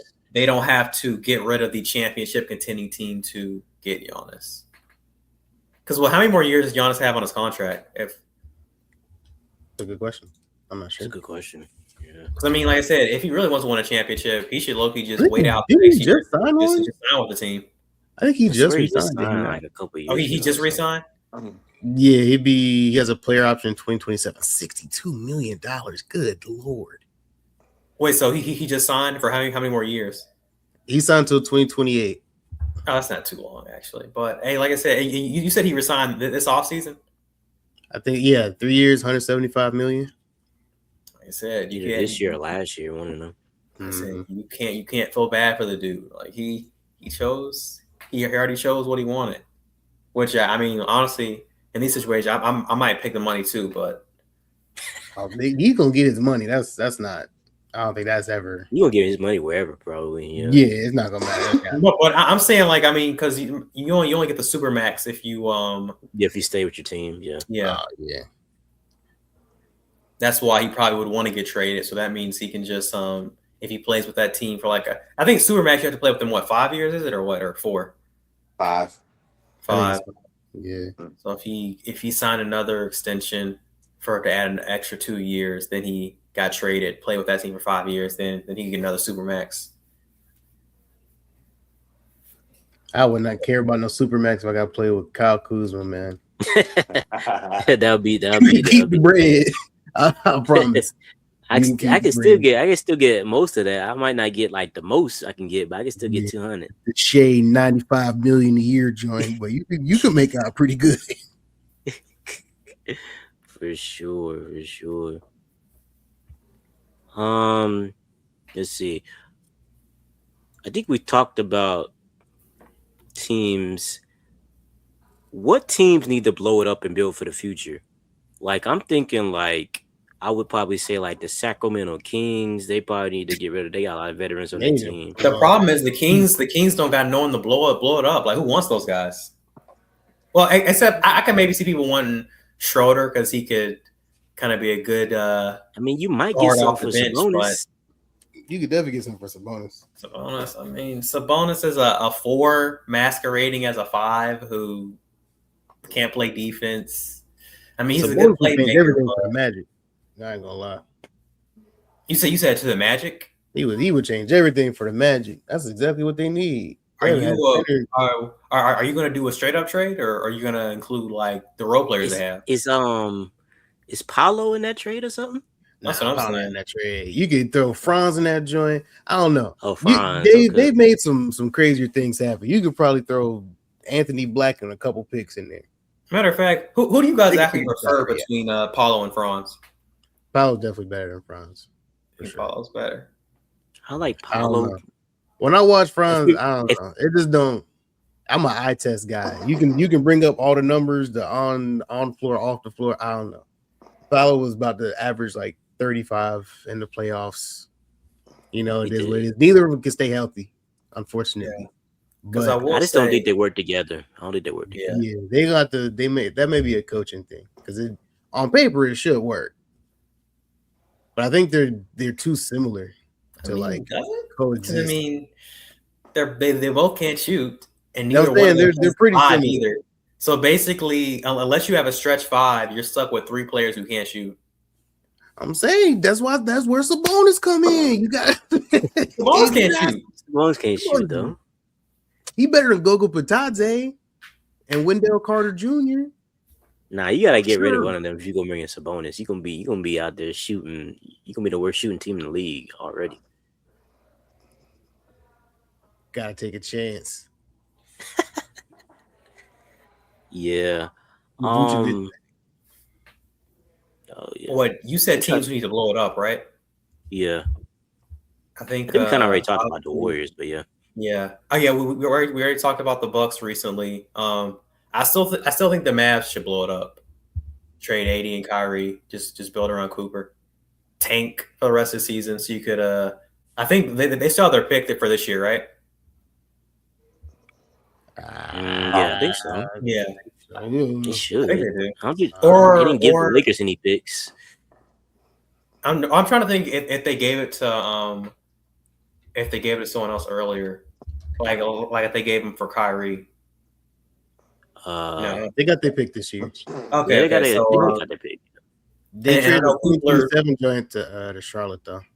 Yeah, and I know people are saying this is supposed to be one of the most stacked draft classes. They're saying this is the 96-84 draft, right? They're saying with the kind of prospects coming out this year. So Tank draft, man. Get you. You're definitely cooked if you don't have a pick this year. It's definitely one of them years to have one of your choices. If Miami has their pick in the upcoming draft, it's probably the Pelicans. They did what they did. I hope it worked. Yeah, Derek Queen. Derek Queen's a special player. You know? Because what can they even add? I think they got enough. If you just trade whatever you got for whoever you want, that last piece, the Infinity Gauntlet, sure, I'd say go for it. Yeah. It just looks super duper crazy. It puts an upper expectation on a player, but it's what it is. I guess the problem with the Pelicans is if they love Derek Queen so much, they should have just taken him with the because they drafted Fears too, right? Which I do like Fears as a player as well. But if they like Queen so much, they should have drafted Queen instead so they could still have their pick. Yeah. Like I said, they're on pace unless like the lottery balls get don't act right. Like Adam Silver's gonna rig again like he did with the Mavs. But they're on pace to having a top 3 pick, which won't be their pick, of course. So, and I feel like most people would have honestly at this point. I know come in it was Darren Peterson, AJ DeBosta, and Cameron Boozer. But even then, old boy from North Carolina, what's his name? Caleb Wilson. I mean, Caleb Wilson is. And he's looking good. There's another guy who. Nah, that other guard, he's definitely super tough. Who I'm forgetting his name. Who's kind of been making a name for himself. Was Acquaintance? Jaden? I don't know Jaden guys. Because I like the guy from Louisville. From Louisville, Williams or something like that. Matter of fact, Brown or something like that. I can probably look up the mock draft and I can see who's the player I'm thinking about right now. Let me see. Of course, I picked a sorry site that's just showing me the standings instead of the mock draft, and I searched for it. Let me see. Okay, yeah, I like the Flemings guy too, Kingston Flemings. Mm-hmm. Yeah. From he's at Houston, right? Yeah. Yes. It's a good draft for sure. It's a good draft. But yeah, what do you guys think? Like, I think Darren said something about it earlier about like I know the Hawks are trying to trade Trae Young. Mavs probably going to trade AD. Where do you think they could go? Like, what's a good destination for those guys like that? You said Trae Young and who again? AD. Trae Young, AD. I feel like most people are going to say Trae Young. He's such a defensive liability. I feel like most people are probably going to say like the Rockets or the Timberwolves, right? Yeah, teams that can like cover up for his deficiencies. Cover up for his lack of defense and who need another initiator on offense. Guard, yeah. And AD. Miami might be, yeah, for Trae. For AD, how you feel about that, JJ? I would like if they trade him to the Bucks. I would like to see what that would look like. For who? With Giannis? Yeah. I guess if he was with Giannis, that'd be cool. But for who? Like Ryan Rollins? I don't even know what they contracts. They had to get picks though. They had to put through. They could trade a whole bunch of picks. Kyle Kuzma. If they want him gone bad enough, they could just go ahead and ship him. I think if you trade for Trae Young, you got to make another move. There's a lot of teams that are like super duper incomplete because then it would just be Giannis and Trae. I guess you could ship Miles Turner, shoot, but then you don't have a center. You know, but they could figure that out.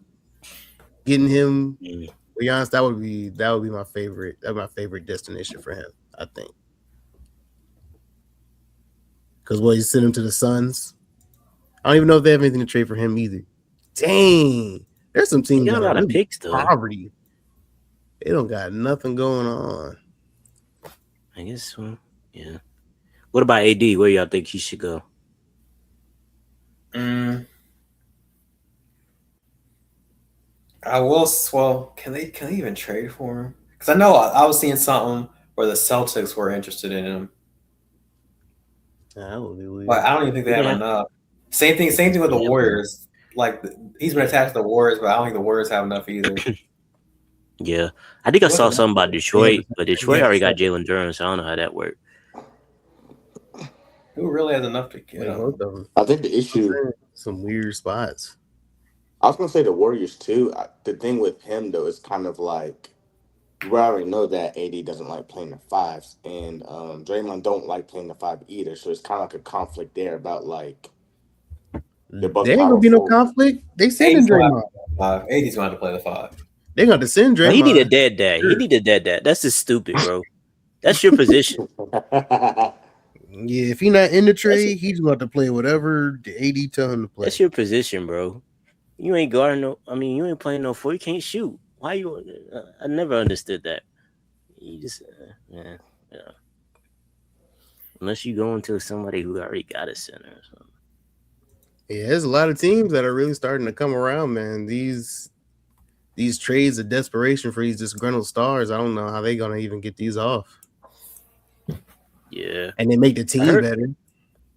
Yeah, I heard like Michael Porter Jr. is someone that people are thinking about trading for. Oh, yeah, like the Pistons. Yeah, the Pistons, like I would definitely say need somebody.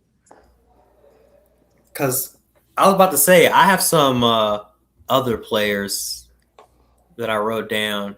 If you guys think if they get traded, where they could go to? Because I had yeah, let us know. Garland, Darius Garland. Mm-hmm. What else? Well, obviously, I feel like if Garland leaves, Allen's going too. Honestly, Jared Allen's leaving too. They need to blow it up, though. I ain't gonna lie to you. We should buy the Cavs too. They should. We already said Ja. I feel like with the Clippers turning around recently, Harden may not get sent off now, but he was someone I kind of had. I already said AD. Oh, and obviously the two role players almost everyone would probably want, but I don't know if they actually have the capital to get them. Trey Murphy and Herb Jones. Yeah, they're probably gonna keep Trey Murphy there. Yeah, they need him terribly. Jones can be traded, but the Pelicans, I feel like they had their asking price for him is a little high. Oh, and Laurie too, but like I said, Danny Ainge is gonna ask for, like I said, your firstborn child in the trade too. So that's what's probably not gonna happen. I definitely think Detroit need to trade for like a secondary, like a score, like a somebody that can create their own shot consistently. That like I feel like that could propel them to like being a true contender. Like If Detroit can get somebody. a Zach LaVine type player. He could help. Let I me don't see. know. Who could help. maybe fit They that? definitely could use somebody like that because they got like Maybe defenders already. Like a Brandon Ingram. Mm. I don't think they're going to give off. The Raptors going to give off on Ingram though. Honestly, They the best fit probably would probably be, like I say, either Laurie or MPJ. yeah. I mean Zach LaVine could work too, but I mean it doesn't. I don't know if that moves the needle enough. But I definitely like Laurie and Kate. I mean Michael Porter Jr. for the Detroit. Somebody was saying DeMar DeRozan, but I was like, he old, bro. His trade value is basically zero. For sure.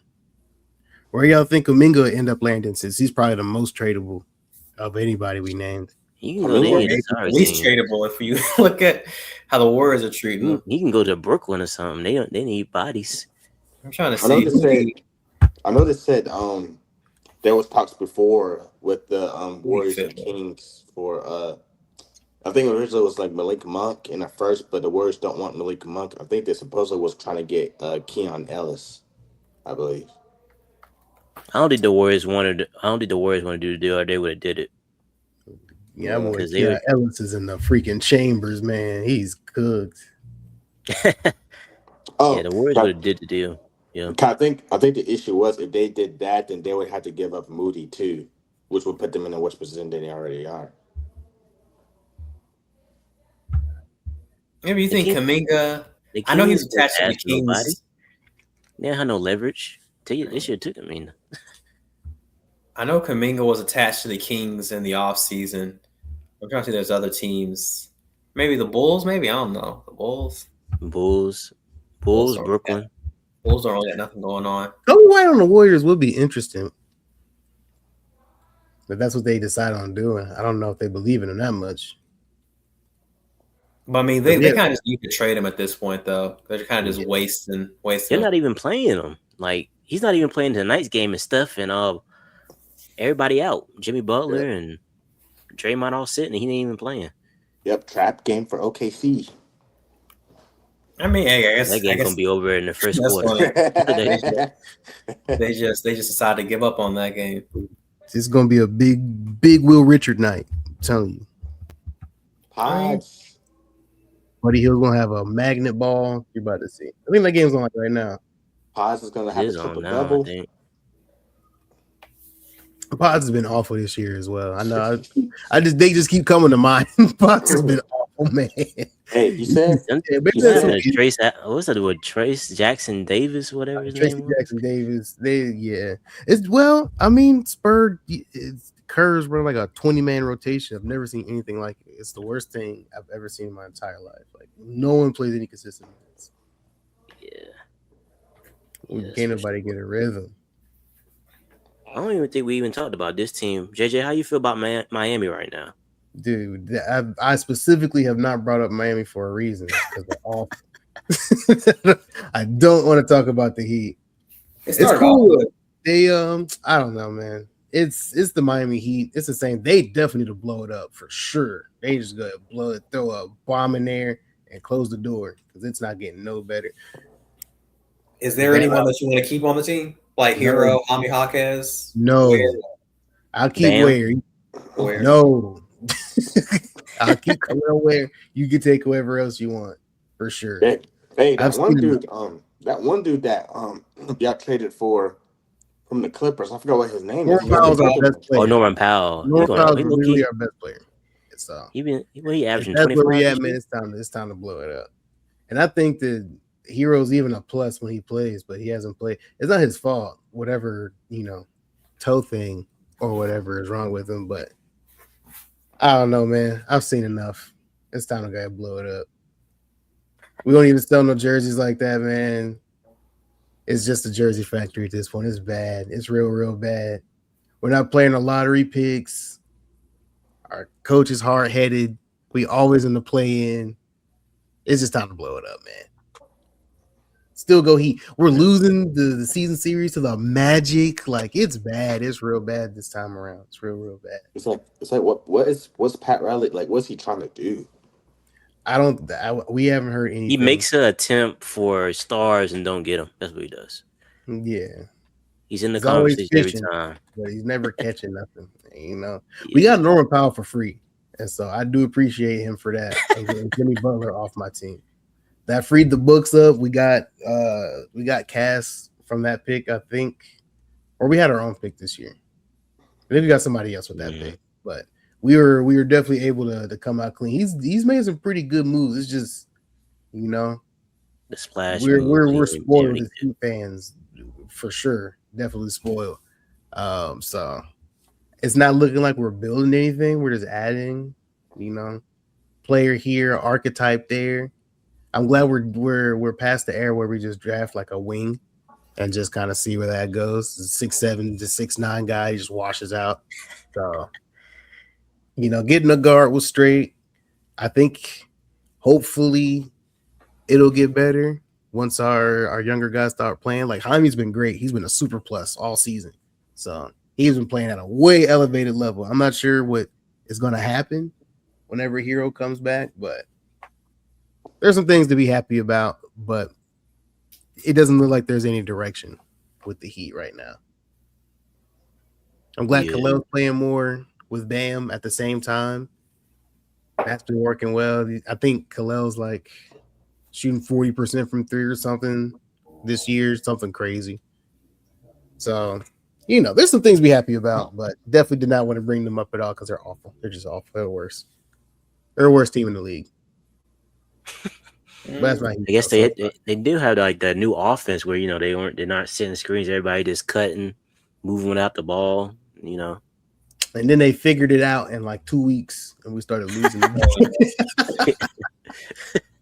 They're like, yeah, we might have to start running more pick and rolls. Maybe.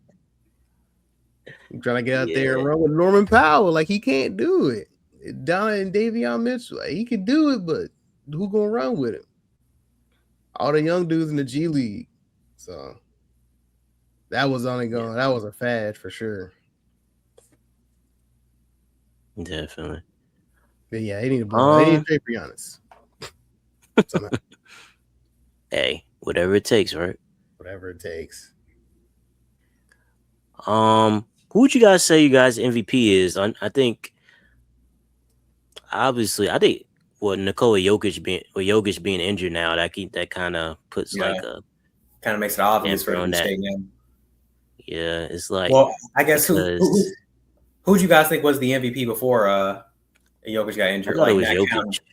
Jokic. I thought it was Jokic. Yeah. See, if you would have asked me like a week ago, I probably would have said SGA, because even though I do think Jokic is the better player, I've never really been a person who I guess evaluates who should win the MVP just based off who's the better player.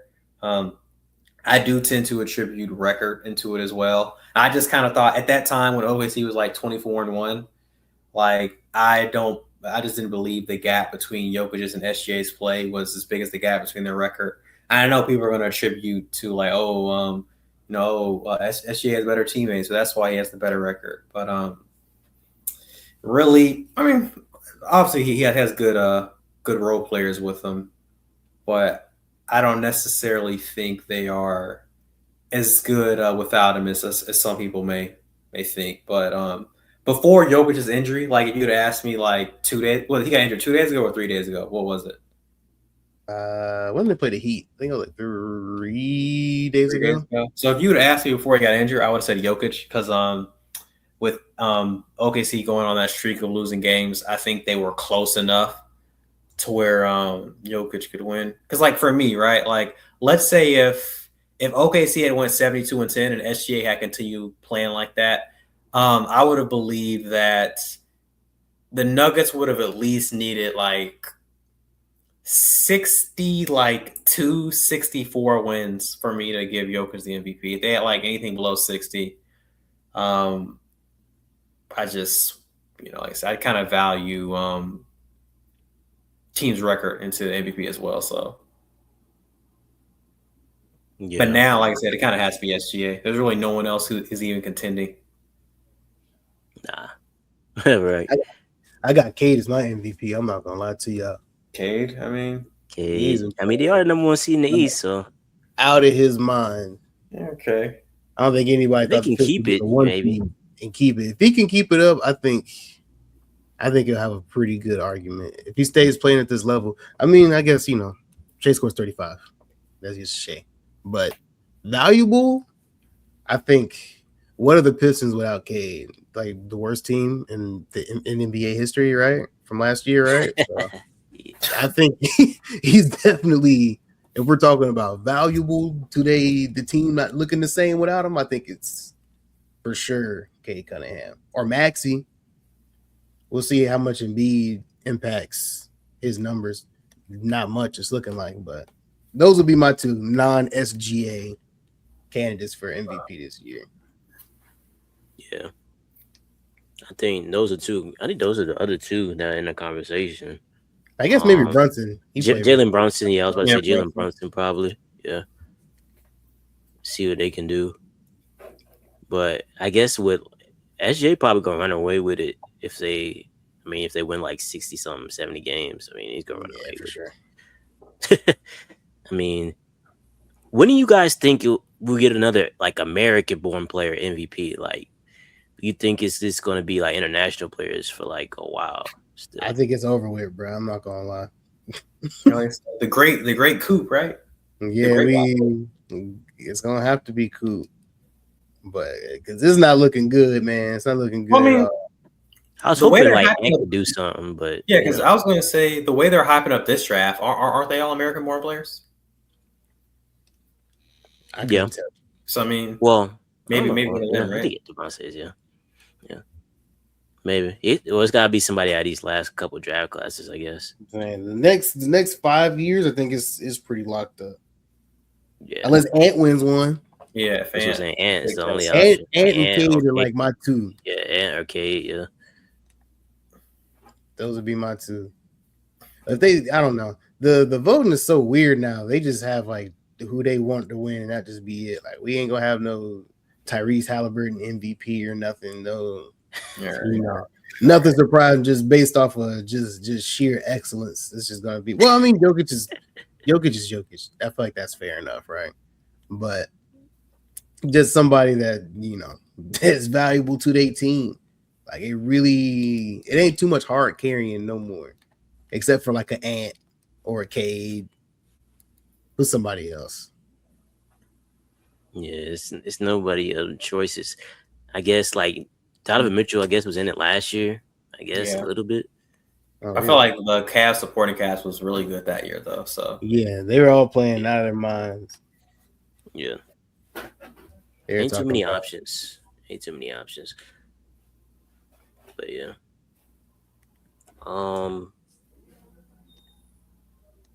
you guys got any bold predictions for the rest of the season? I think the Hornets might end up being a playoff team. I think they're going to win their play-in game. Calling it right now. You heard it here first. They're going to win their play-in game, and they're going to have a playoff series this year. I like it. I got a nasty one.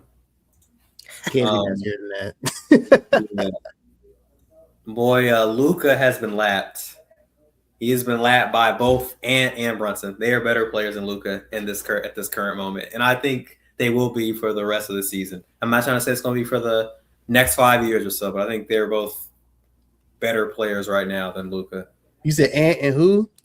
Ant and Brunson. Okay, yeah. And I might. Well. All right. I'm not gonna throw Cade. I guess he's the next one that can. Go ahead and say. Now go ahead and say Cade. No, because I actually fully believe it with Brunson and what's it called, Ant, but Cade. Huh? I just gotta see Cade become a better scorer. That's all. That's really because. Yeah, it's really you to ask that of him. I think he could do a bit more. He's doing pretty well for himself. Pass it. I think I think they can definitely go just a little bit higher. Yeah. But they are already at a pretty elite level. Yeah. I think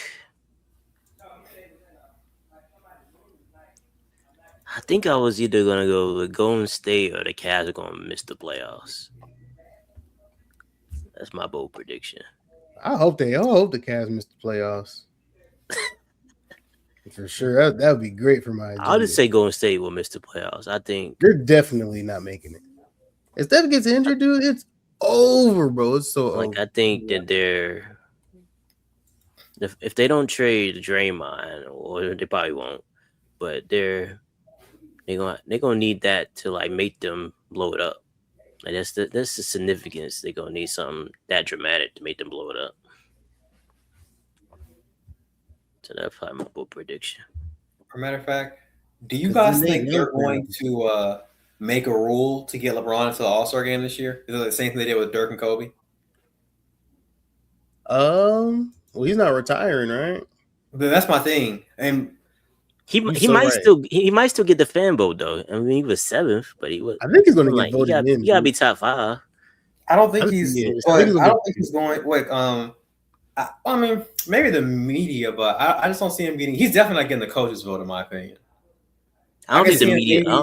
I don't think he'll get in if he's a reserve. I don't think he'll get in if he's a reserve, unless they make her like a special thing. That's the same thing I'm saying. But see, my only thing I think he still has a chance to get voted in by the fans, though. As a starter, maybe he's number 9 right now. I think he can get voted in. What? How does it work? But it's still calculated with everything, though. It's not like you just automatically get to make it if you're like leading in the fan vote. Well, the starters. It is for the starters. It is for the starters. Oh, it is for the starters now. It's strictly fan vote for the starters. When did they? When everybody else decided was that this year or last year they implemented it? No, it's been like that for a while. That's how Zaza Pachulia got in that one year. Yeah, bro. Wait, Zaza never made it? Well, he didn't make it, but he was like top 10 like in votes or something crazy. Yeah, but I'm saying like to actually be like it, though, actually be selected and be a starter. It's still like it's the fans votes. It's strictly the fans for the starters. When they start doing that, media and fans for reserves. No, it's like that for the starters too. What's that? Look it up. Yeah, yes, it is. I thought it was strictly fans for the starters. No, it's fans for starters. That's for sure. No, what? If that's the case, wouldn't Zaza have made it that year then? I don't think he was. No, he almost made it. I think. Yeah, I don't even remember. Like he because LaMelo almost made it because of that one year, but it wasn't like I guess people came to their senses at the last second. Oh gosh, they changed the All-Star game format again. Yeah. See, it says All-Star starters is weighted by 50% of the fan votes, 25% by the players, and then 25% of the media panel. I think the Zaza thing made them change it. Okay, made it. It used to be fans, I think. I'm pretty sure they changed it like right after. I'm about to find it. But yeah, he gets to. Like I said, that's even better in LeBron's odds. I mean, yeah, if the fans, he's probably gonna rely on the fans to get him in. He can get him. He can make a push for him. I mean, but I don't think he get in as reserve. Yeah. But like I said, well, I know they kind of did it with Kobe, but well, actually, no, Kobe just got voted in his year, so except for the last year. But he got voted in his last year. Yeah, but because that's how he made it, because he didn't put up no good stats. Well, no, but I thought it was okay. So did he just get voted in, or was it they just made it to where Dirk and Kobe just automatically made it? Now Dirk and Kobe, that was like a special spot for them. They got like added in. I think they got their own big bro spot. Yeah. When did Kobe retire? 2018? 20. Yeah. Kobe retired in 2016. 2016. Yeah. So in 2016, Zaza came in 4th. Oh, I forgot. Dirk retired the year after, right? Mm-hmm. Yeah, because I remember he played with Luka for 1 year. No. So Dirk retired 2 years after then, right? I think he retired. He retired in 2018 because that was. So I know that was this. D-Wade last year, I think, because he was with No, the I'm Cavs stupid. and he went to that Was team. that was it Kobe and Dirk, or was it D-Wade and Dirk? I think it was D-Wade and Dirk. It was D-Wade and Dirk. Okay, it was D-Wade and Dirk. Yeah, in 2018. Yeah, I remember that. Well, like I said, if this is LeBron's last year, I have no issue with just LeBron, you're in. But if he's not going to retire, I don't think he should get put into the All-Star game just because he's LeBron. Like I said, I don't really care. I'm not gonna lie. I would much rather watch 30, 40-year-old LeBron in the All-Star game instead of Denny Avdia. I promise you. 10 times out of 10 every time. I mean, I can see why. Yeah. I just don't like the format. The format is stupid now. Like, the format's awful. Yeah, because I was about to say, what are they going to do if there's like a huge flip eventually? Like, let's say if there's a year where like it's 20 world players and 4 American players, you know what I mean? Or vice versa. Even though I know it's not going to happen, if it's to a point where there's 20 American players, 4 world players, they're just gonna just like, hey,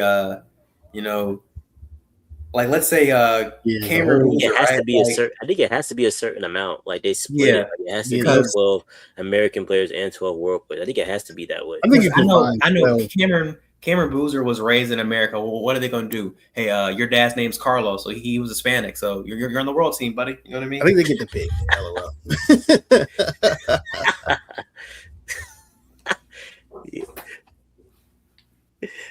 I think they get the pick. But it's definitely, I don't know. I don't like the USA versus world thing anyway. Messing with just basketball. East, West. Just left it the way it was. More. Yeah, I don't know. The All-Star game, people care too much. Doggone. They should have just made a one-on-one tournament and called it a day if they wanted to change anything. I felt like if anything, what I would have did is I still would have got rid of the conferences and just have it to where like the best 25 players get into the All-Star game and not like 12 from West, 12 from East. I think it should just be the best. Well, the top voted 24 players in general should just make it. So if it's 16-8, 24, whichever way, that's how it should be, in my opinion. I'm saying, isn't that such a cooked format, dude?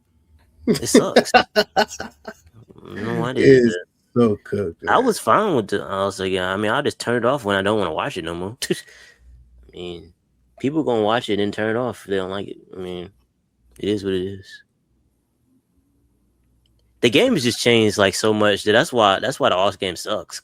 Just because everybody takes threes now. That's why it sucks. I already tell you right now, I'm not watching that shit either. So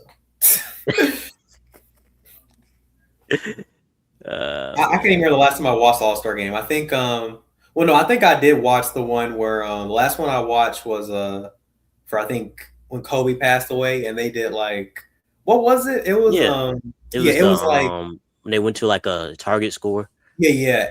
Whatever your score is at the end of like the third quarter, I think. That was good. That was the last time it was good.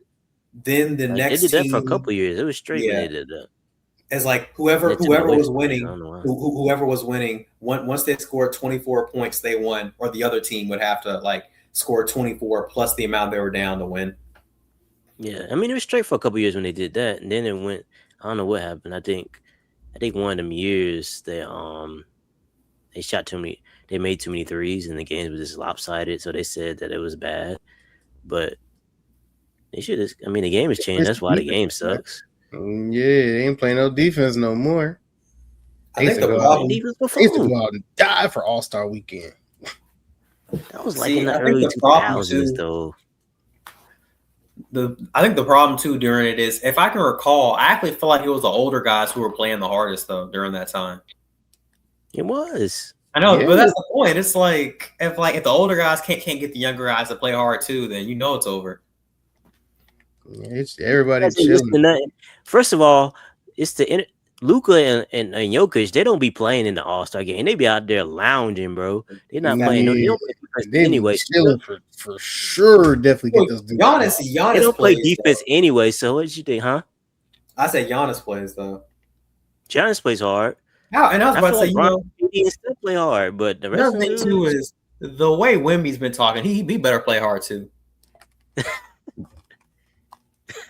hope so. It's definitely been a love. Wemby could definitely save the All-Star game.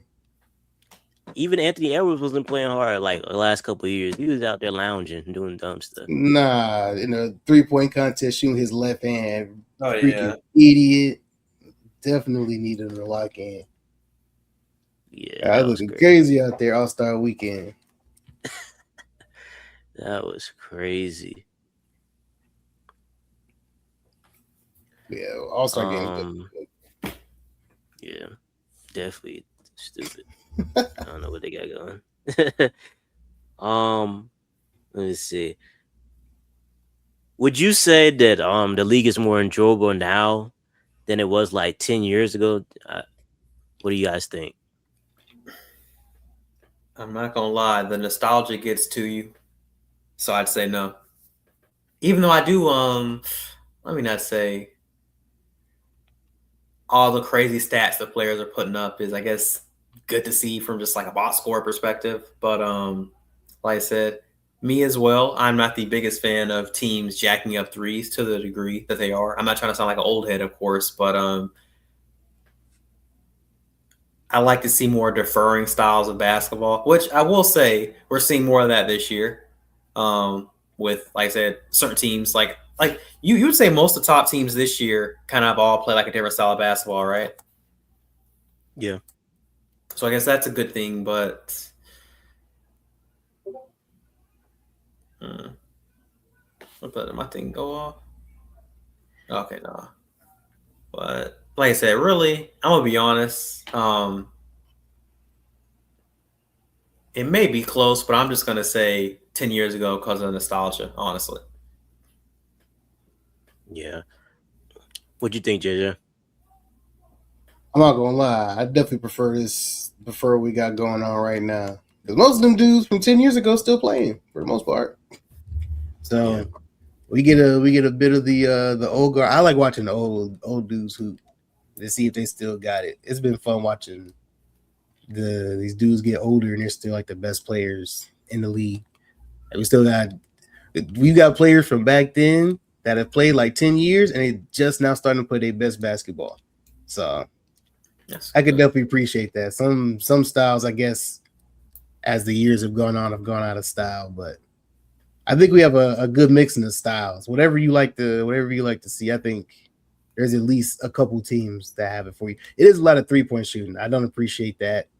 Or the foul baiting, but that was what, 2016 now, 10 years ago. So that's when it first started. But it was just Harden doing it. So I guess it was a bit different.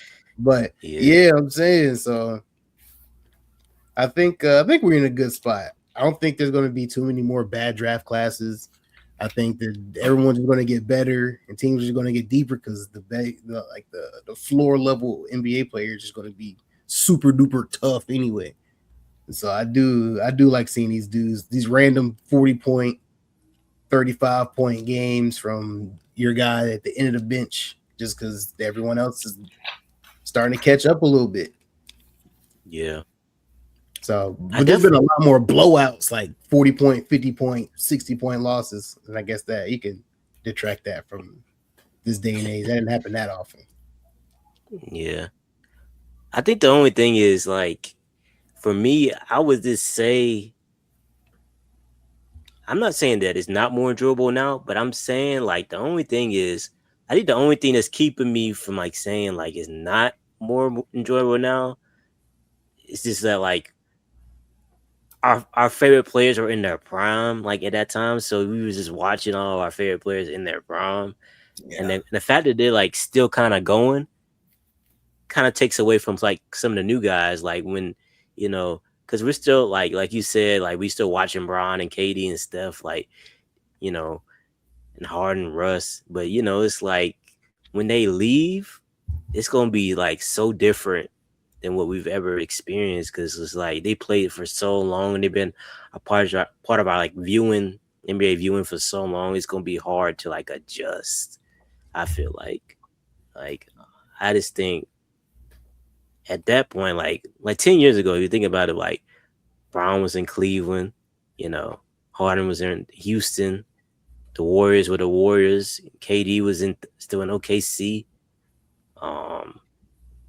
you know, It was crazy. No, Melo was in New York. I mean, everybody was in their prime. Our favorite players we grew up on. So it's like it's different now. But I still like what we're seeing now. But I'm just saying, I don't know. It's kind of close. It's kind of close. But I think I need to get to like the point. Like I think this is the first year where first last couple years has been like the first time I'm trying to like give like the new players like a chance to like for me to be like they're my favorite players because it's been like Bron and Steph and KD for so long.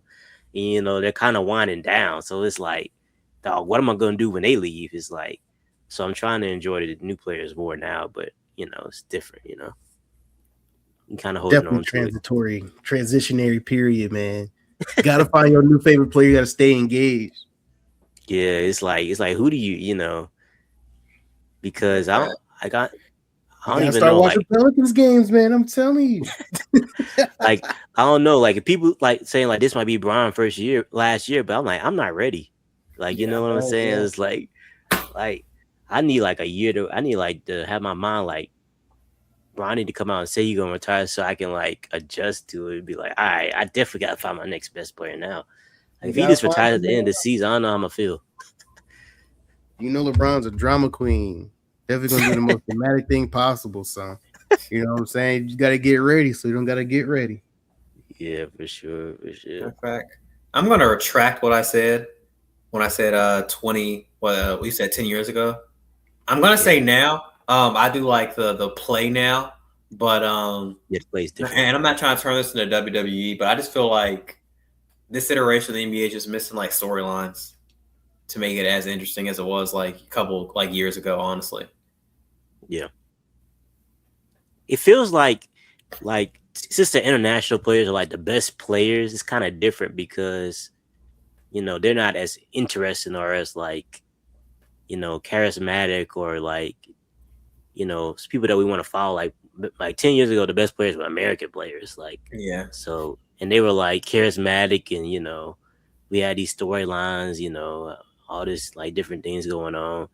But like the best players are international players, and they don't really talk to the media or really engage with the fans like that to that level, or even you know impact us like that. Like even if you talk to kids now, they're not gonna say like Luka and Jokic and Giannis. They like yeah, man, those are my favorite players. They like you hear like it's like it's still Steph, it's still Bron. I mean, you hear like Ant now. You hear something. I guess a lot of people like LaMelo, but it's like I don't hear a lot of people say like Luka and Jokic and like Giannis, and even though those are the best players in the league, you know, it's like it's different. SGA or whatever, you know, it's different though. So yeah. Have any more hot takes or anything before we get out of here? Or look at the standings. Look, never count these old players out, man. Because Dr. J won like his first NBA joint at 33. So it may not be over just yet. It may not be over just yet. I think we're going to start seeing a lot of longevity. I think as medicine's getting better. You ever seen a lot of pop quads and pulled whatever lower extremities? But crazy. Yeah, there's been a lot more injuries, but players have been able to play longer and played after having super severe injuries. Like Embiid's comeback has been nothing short of magic, I think. So I think we may have to say goodbye as soon as we think. It may just be like a mindset thing for some guys. That's all I got to say, I think. Yeah. Derek, anything? Anything extra? I know I don't have anything in mind at the moment. What do you guys want to see for the rest of the season? Like, what would you like to see? Is it whether that be a trade or like a team get better, or what do you want to see, or a player like breakout? What do you guys want to see for the rest of the season? That's a good question. I would like to see what Hero can do. I just want to confirm it. I think it's going to be fine, but I just want to be able to see it. I did have something I want to say. Oh yeah, go ahead, what? I was gonna say with I think I said something with Dylan Harper earlier. Yeah. On how I'm interested to see how his career will pan out. If that will, well, I think because what do you guys think the Spurs value Harper over Castle and Fox per se? Number 2 pick. I think they value him over Fox. I think Castle is like playing himself into a place where they are starting to value him more just because of the way he's playing. So you But think definitely over Fox. you think currently Harper is second in the totem pole as far as guards? Because I do Yeah. think what was it? He I don't has think they're the trade. I don't think potential. they want to trade either of them.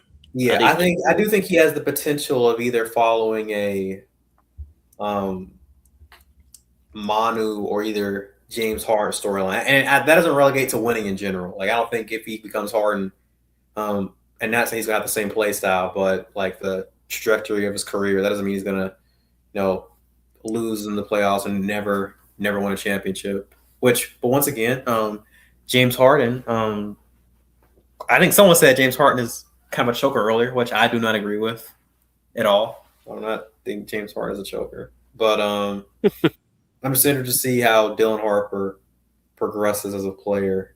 And in all honesty, I will say this: if the Spurs are somehow able to keep Fox, Castle, Wemby, and him together, if they're able to keep those three, I do not want to see Harper in San Antonio. I want to see him get his own team and develop and become the player that I think he actually can be. So,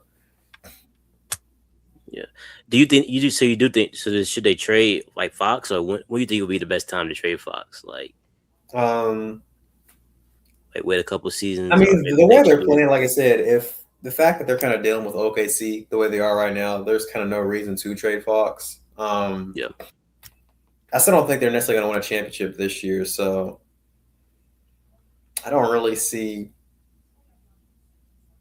honestly, unless like Fox gets injured, I don't really see him getting traded, honestly, until like the end of his contract. I'm definitely trading Castle first for sure. You think so? I think Fox is the best guard they got, but I definitely like Harper more than Castle. I would rather see what Castle can do by himself than Harper just give the ball to Wemby when he asks for it. I think Castle game, he could definitely have his own team. He could play in Charlotte. He played for the Bulls. He probably drowned the Kings. The Kings are cooked, but I think Harper is closer to what they need as far as give the ball to somebody. But it don't necessarily lead to assists either, because I think Wemby didn't play tonight, right? So yeah, he can just go get a bucket. I think that all three of them can, and that's what'll probably keep them together. But in the playoffs, when you got to play all these 6'10" demigods, I don't know how that's going to look. They have to make a decision on that, definitely. Because they're going to have to make a choice in the next. This is how long are contracts in the NBA? Rookie contracts here, the first round pick, 4 years, right, or 5? I think Castle got 2 more years. Yeah. So they're going to have to make a I think it's decision. like it's either 3 or 4 when you can like re up, like you can sound like an extension. So they're gonna have to make a decision probably like the next 2 years, because they're obviously gonna sign Wemby. If they still have Fox, they're gonna have to pick between either. Well, they could technically still sign Castle and then wait the next year and then just get rid of Fox and then be able to. But even then, that doesn't work. Well, no, they could get like expiring contracts for Fox though. So, but like I said, they're gonna have to make a choice eventually. So I'm just interested to see what they will have to do. It's a very envious situation for probably other teams wish they had the opportunity to pick between those players, but Yeah, I think I'm under the mindset that you want to keep Harper and Castle together, just because I think that backcourt can probably be like the best backcourt like in 3 or 4 years or something like that in the league, together. And De'Aaron Fox is good, but I'm just saying if they would have known they were getting Dylan Harper, they wouldn't trade him. They probably wouldn't have traded for Fox like the way they did. So it's interesting, but I'm okay with Fox being there for now. But eventually you gotta get rid of that man for Harper. I think you gotta keep Castle and Harper together. Yeah, that's definitely an enviable situation. Because I feel like if you trade Fox, you can get like a wing or something that can go with him. He'd be nice, like a legit like score or something on the wing. They can mess around trade for Jalen Johnson or something. That'd be tough. I don't think the Hawks gonna get rid of Jalen Johnson though. Absolutely not. He's probably their number one now. Yeah, I think he's there. their franchise guy. I don't think. Yeah, DC, what you got for the rest of the year? yeah man. Projection.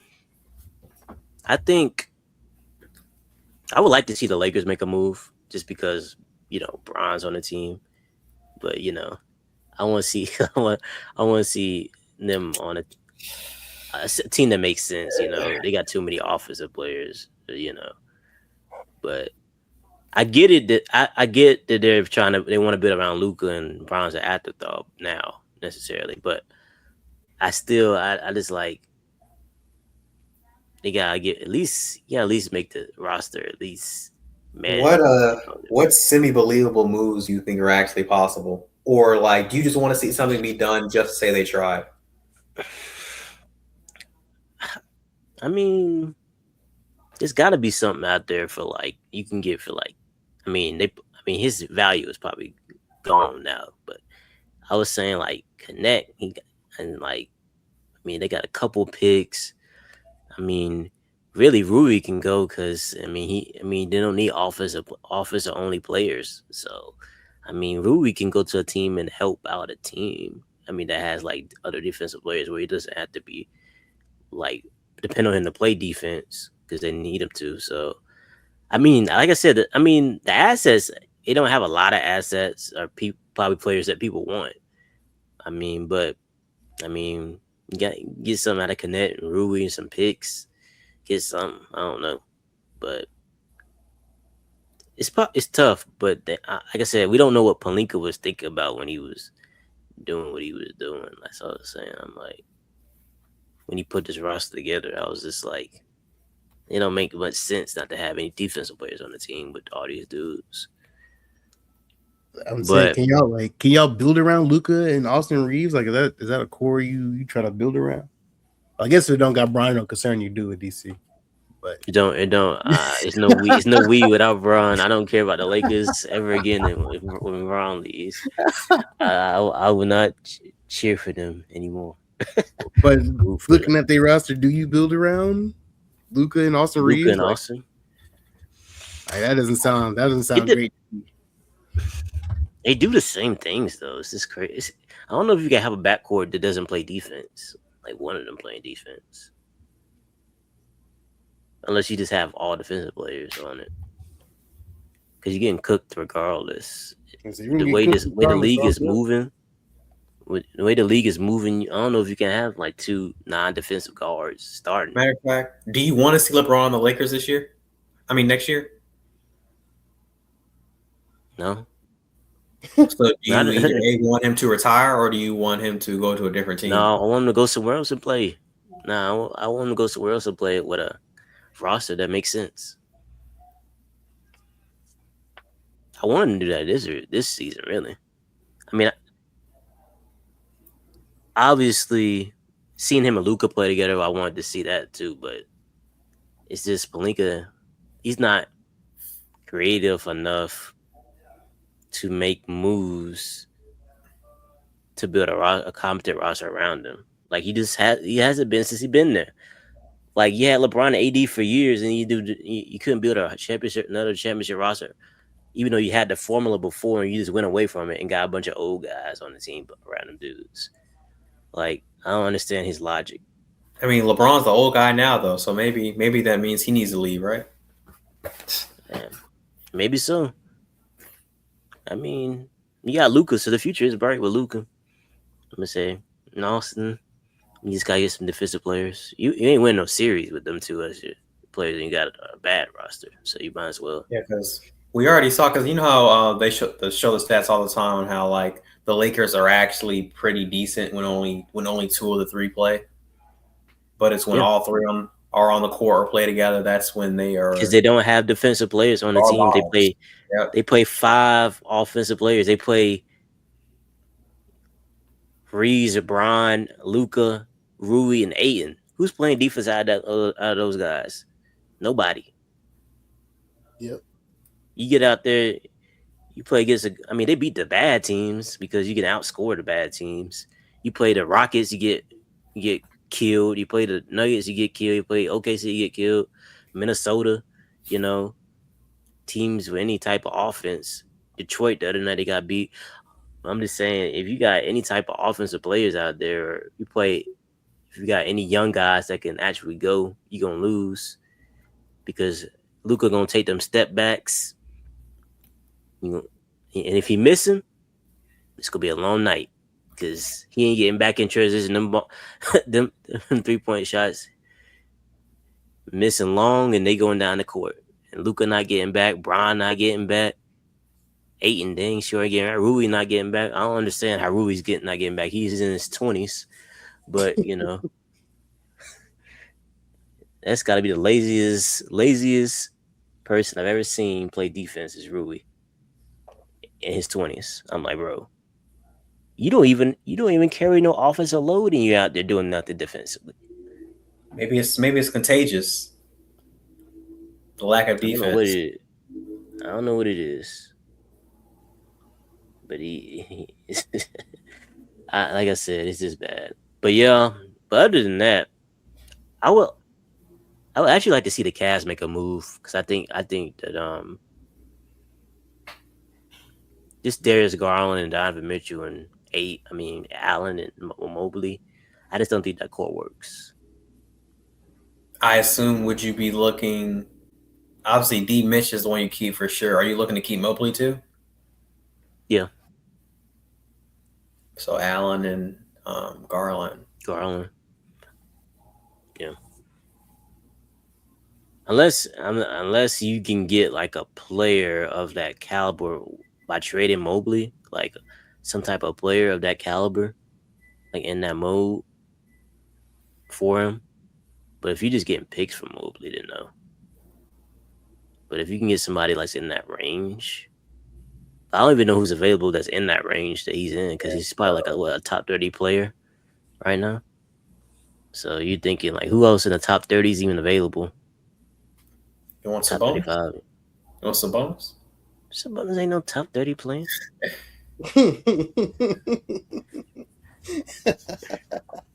Zion when healthy. Zion, yeah. They're not moving Zion. I don't know if that moves the needle though, but if they didn't trade him at his lowest, they're not going to trade. Darius Garland is awful. That Jordan Poole, DeJounte Murray, and Darius Garland and Jeremiah. Good Lord, that does sound awful. You're talking about Garland? Who could even send Garland to? Who's the team that would need them? I think that Minnesota could use him, but who they trading for him? Give him back. This shit, Julius Randle. Okay. No. Let me look at the NBA teams. I don't know. I was just saying that the trades aren't there though. I'm just trying to think. I'm like, man, unless. I mean, maybe you think. I don't know. Maybe the Rockets. You think there's a chance the Timberwolves will maybe be interested? In who? Either, if not both Allen and Garland. Oh, I said the Timberwolves would be interested in Garland. I just don't say I don't know what the return would be for the Cavs, like how that would make them better. I'm trying to see who else. I don't really see any other team where it makes sense. Unless, nah. I mean, the Rockets could use them, but what's the return for it? Yeah. Well, I mean, maybe you could maybe go. Honestly, it depends how you value these guys, but what do you think about? I probably value Garland a little more than this guy, though. But if a trade with the Raptors, either Scotty or Brandon. You said what? You talking about Scotty or Brandon? I definitely wouldn't be Scotty. It'd be RJ or Brandon. They'd probably try to get them RJ though. Like, would you do a Garland and RJ straight up?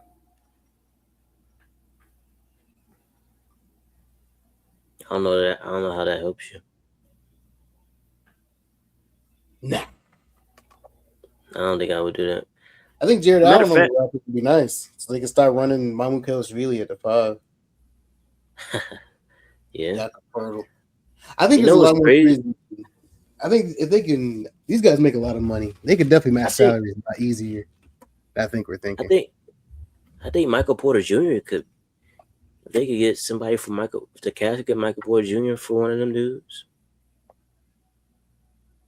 You think Jared Allen maybe, or Garland, whichever one, or doesn't really matter? Whichever Honestly, one, maybe Garland would actually be the better one, because I mean, MPJ once again because of his back is kind of never going to be the defensive player that you want him to be, but at least he's 6'10", so he just has more reach to actually affect the game. You know what I mean? As far as defensively, you also get bigger. You get Run Mitchell at the point. Who'll be the two? Who has a start for the two? For them. What team? For the Cavs. They probably put Strus in there or somebody. I don't know. Oh yeah, Strus hasn't played. Strus been injured so long though. Oh yeah, it doesn't help. Alonzo's kind of been underwhelming. They haven't played a lot of Jalen Tyson. So they probably, if they didn't trade Jared Allen, it'd be Jared Allen, Mobley, MPJ at the 3. Dean Wade's hurt too, so. And I assume would y'all still want to keep DeAndre Hunter as a 6 man? No. I'm saying as far as like, would you want him to be the 6 man, or do you want him to start in that case? He's in the trade.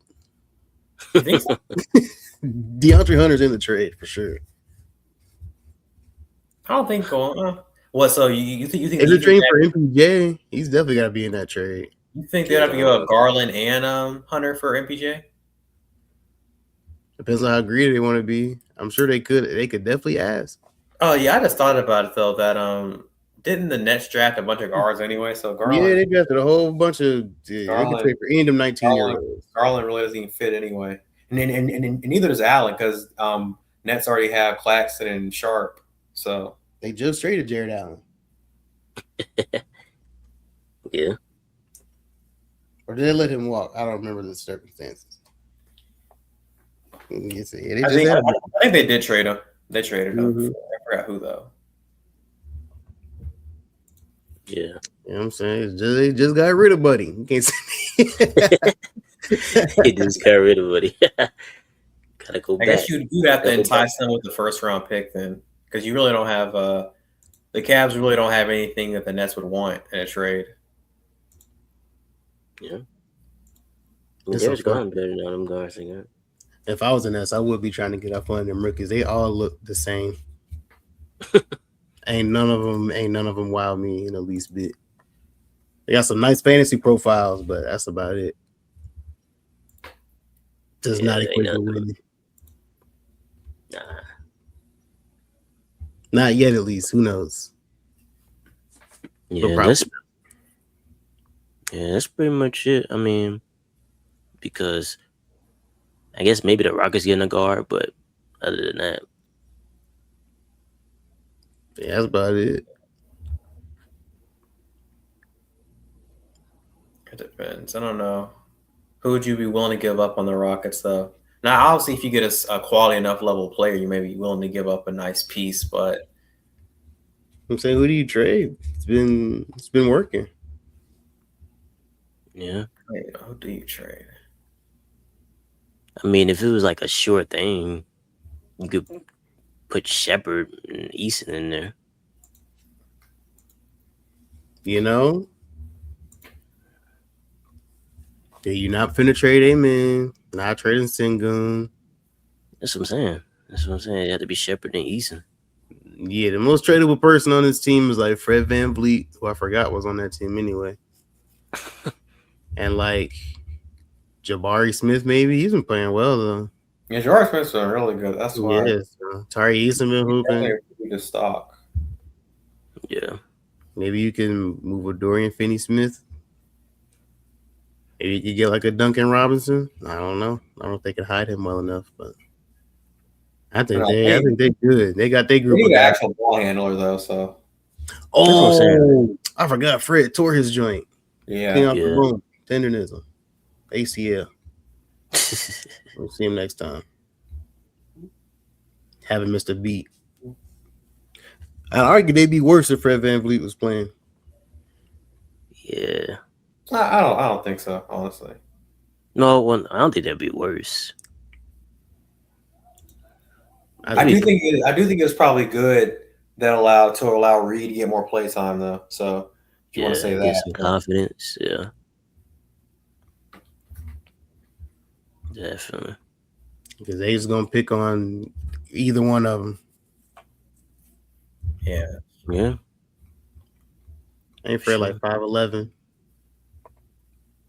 If that. I'm saying. I say if that. Yeah, they just gonna pick on him, and he's not that young guy anymore. For sure. It get hard to slide in feet.